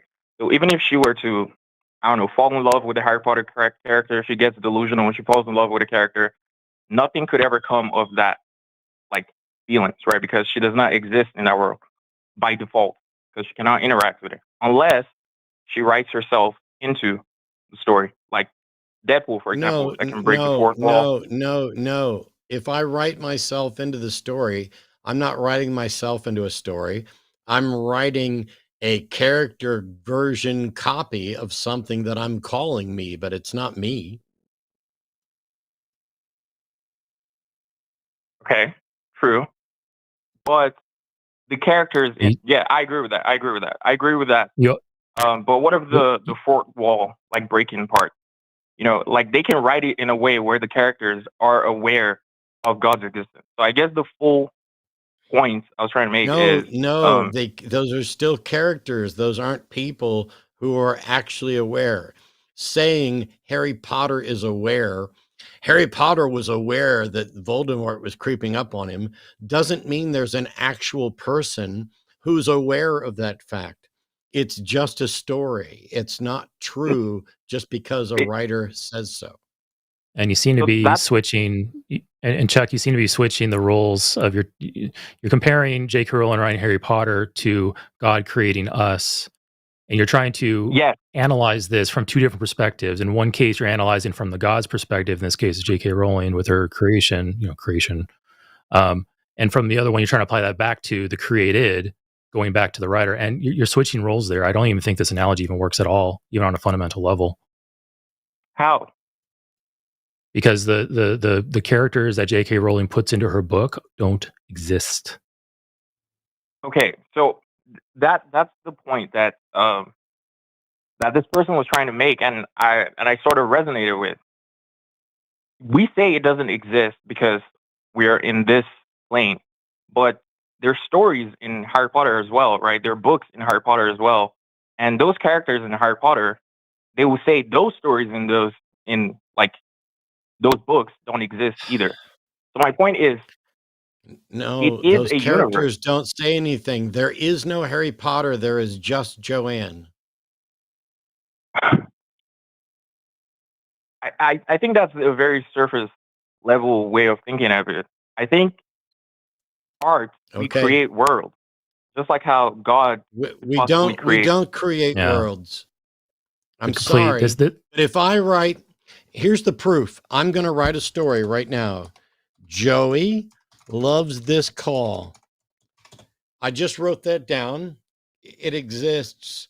Did I create an actual world where an actual agent named Joey exists who loves this call? I think so. Right? Then, I mean, how else? You are delusional beyond measure. And I have no idea how we can possibly have a conversation if you can't tell the difference between a reality that we experience and a fiction that I made up right in front of you. Yeah. Chuck, you're equivocating. You're equivocating create a world in two different senses. In the God sense, he literally created the world. Whereas in an author in a book sense, the author is figuratively creating a world, and you're equivocating those two together and going, whoa, what if we, are actually creating worlds, and in those worlds, our creations can create worlds? Like, no, you're equivocating the two straight off the bat. I just wrote down in that same thing, Juwei is God, and he just killed all of the other gods that existed anywhere. Rip. And then killed himself. So now we are in a position where there is no God. It is true because Chuck said, I just invented a reality in which that's true. And my assertion is that my reality extends to all possible realities because that's how powerful Juwei is or was before Juwei ceased to exist. No, but if you remember, my initial point was they cannot interact with other worlds by default.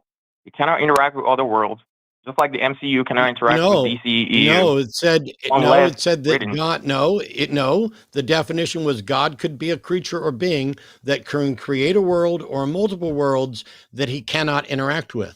The God I just invented isn't it. Would you stop and wait? The God I just invented isn't interacting with worlds that he created. He's interacting with all the other worlds, including this one that you and I exist in. And again, so the difference is, and Chuck, the difference is. I'm sorry. Rewind to when I verified that I gave you the full and correct definition that you're now changing. No. However, I verified. However, it doesn't matter because I just invented a God right in front of you, which you've acknowledged makes it real. But it doesn't fit with my point. So you're not arguing against my point. Yes, it doesn't fit with your point. You don't get to dismiss shit because it's fucking inconvenient. It doesn't defeat my point if it doesn't. It does defeat your point. I just invented a God right in front of you, and you told me it was real. You have been defeated. You are no longer in touch with reality. You have no connection to reality or truth at all. You have thrown it all away so that you can pretend that when I write a sentence, I have invented a reality with a real being that does real things. You have thrown out any hope of truth. You have thrown out any hope of truth.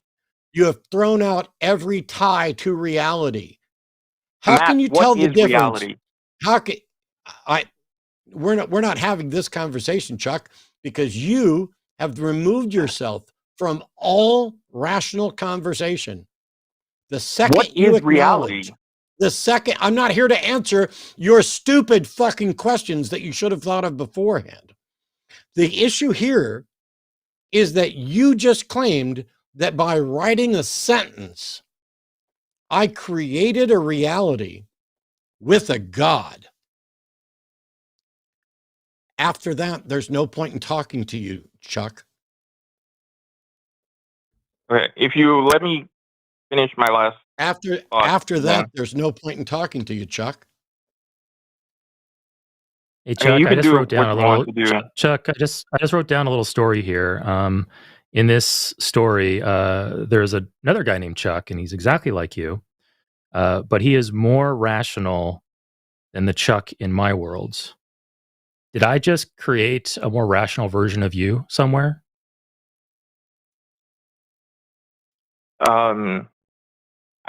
This is the thing. I feel like you guys are The yes or no question. misunderstanding my point. No, it's a sure, yes or no. yes, It's a yes. yes.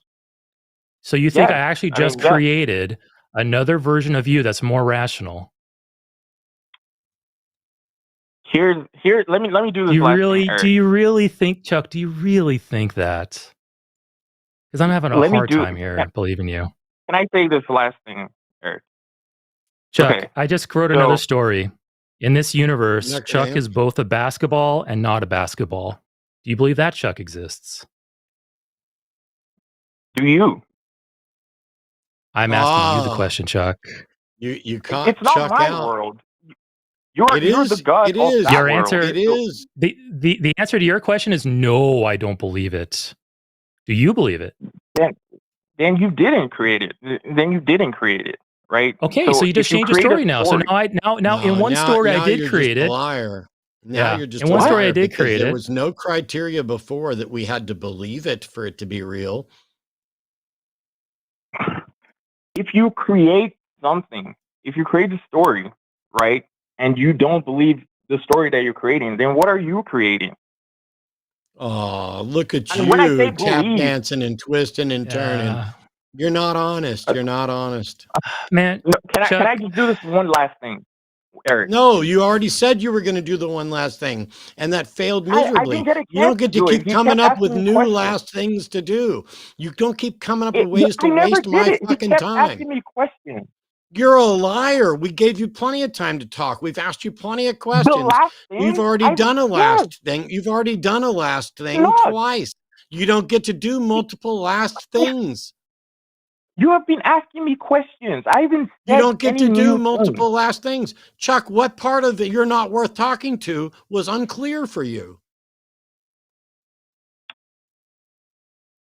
But if you guys actually want to understand Chuck, what I'm what part saying, of you're not worth talking to was unclear for you? if you guys actually want to understand what I'm saying, then We you do can. But understand if you what you're don't, saying, then and you we can't. exposed You can do what exactly you want what to was do, wrong Matt. It's with what you're not my saying. show. We exposed exactly what was wrong with what you were saying, 100%. Again, And you don't you're like not. it, which is why you And this is tried what to dub it happens.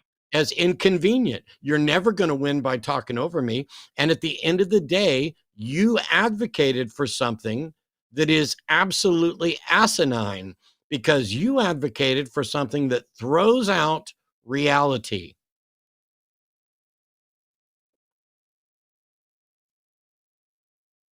Am I muted? You've never been muted. You just aren't relevant. Oh, I thought I can talk. Okay. This is what, when I ask that question, what is reality, right? If we can agree that reality is things on our level, what the argument I'm arguing about creates multiple planes of reality that It we doesn't cannot create access. anything. You're positing it, you but don't you think can't show stories. it. So you don't think like the MCU is like an actual universe? You don't think, Correct. Correct. I understand the difference between fiction Equivocation. and non-fucking fiction. How can you tell Yes. if we Yes. are Congratulate. No. We're done, Chuck. We're done. You just How asked can you me tell if we're if I fiction thought of the. a higher Shut being? up, Chuck. Shut up, Chuck. You just asked me if I thought the MCU was real, and I said no. Do you think the MCU is real, Chuck? I think it's fiction of us. Well, how can we Do tell if you we're think fiction of the a higher MCU being? is real, Chuck? Yes or It's no? a universe. Yes. Yes. No, It it's is fucking real. not. It's fiction. I'm Oh my God. sorry that you have managed to waste all of our time with your inability to tell the difference between real and not real. Your It is real. It has understanding of space. It has reality, time. your understanding of reality is not real. Your It has space understanding of the and difference, time. but you're What never else gonna. do you need? You're never gonna get a word in edgewise. You should hang up because I'm either going to mute you and hang up, or I'm going to hang up before I mute you because you don't have an understanding of reality, which means you don't get to play in my reality. You are not worth Okay. talking to in my reality because you put what happens in the MCU in the same category as what happens when a child dies from hunger. Fuck you. No. Yes.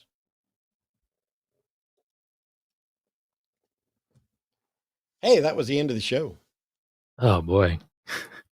I'm going to finish my story. And in this universe where Chuck was more rational than the Chuck in my universe, Chuck honestly reflected on the conversation and became better for it. Period. The end. There we go. At least one Chuck should have a happy ending. Yeah. Like the equivocations.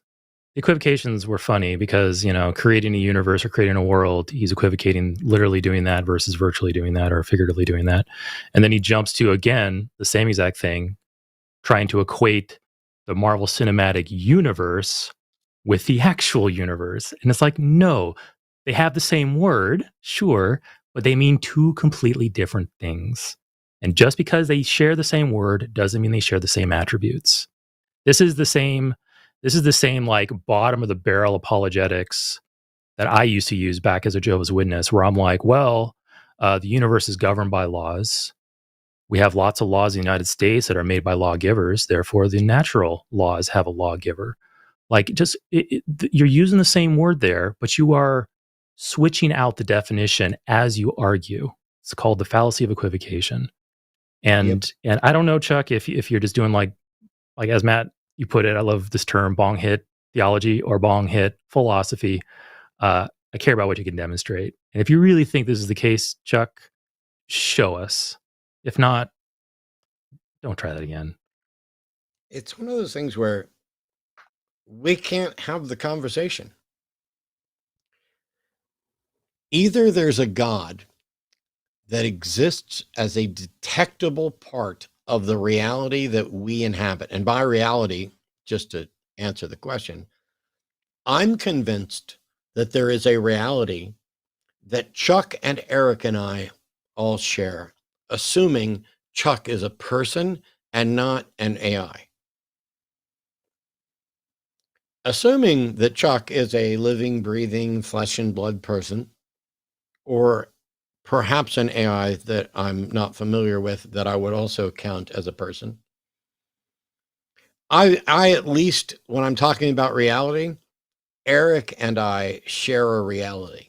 I know because Eric's been over here at the house and we've shaken hands and we've watched an eclipse together and hung out and talked.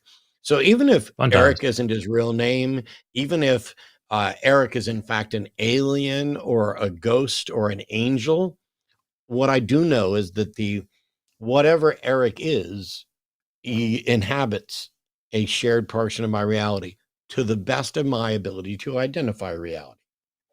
And Harry Potter does not share my reality, and we know to be an invented fiction. The problem here is that when everything is viewed as just stories, then you can take this story from reality and this story from fiction, and how do you not put them on the same footing? Was President Bartlett from the West Wing our best president ever. Well, no, because that's not our reality. And in fact, it's not a reality at all. It is a fiction that emulates reality. It is not real. President Josiah Bartlett not only does not exist, but never said the things that the writers wrote for him to say. The words in those famous clips from the West Wing, those were not uttered by the characters.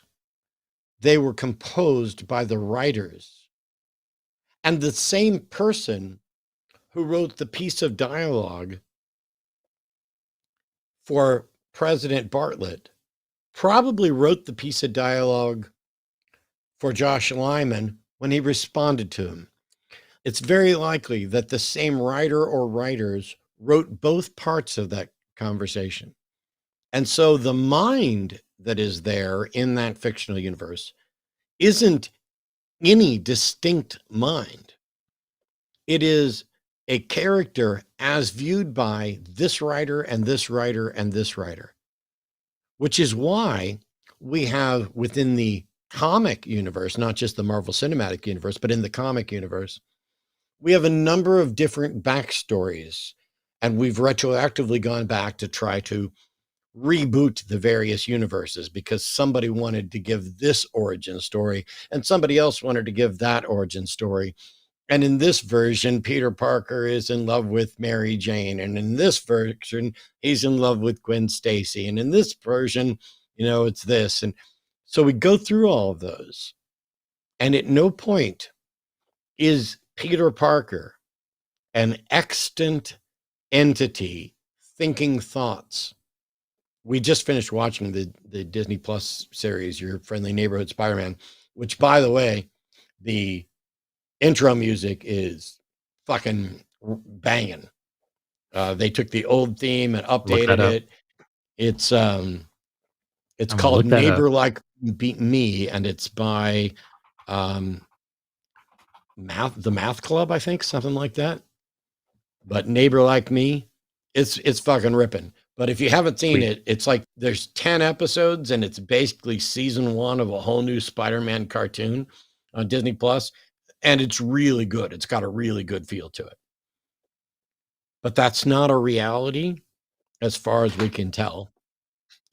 And even if it were a reality, we would still not put it in the same category as the reality we experience. If we found, for example, that the multiverse, as it's depicted in the MCU, was actually a thing, and we're like in universe 942, and we can travel to 616. Okay, all of a sudden, those things become real, and those become realities, and then you have this delineation of you're in 492, and you're in 616, and you're in 1023, or whatever.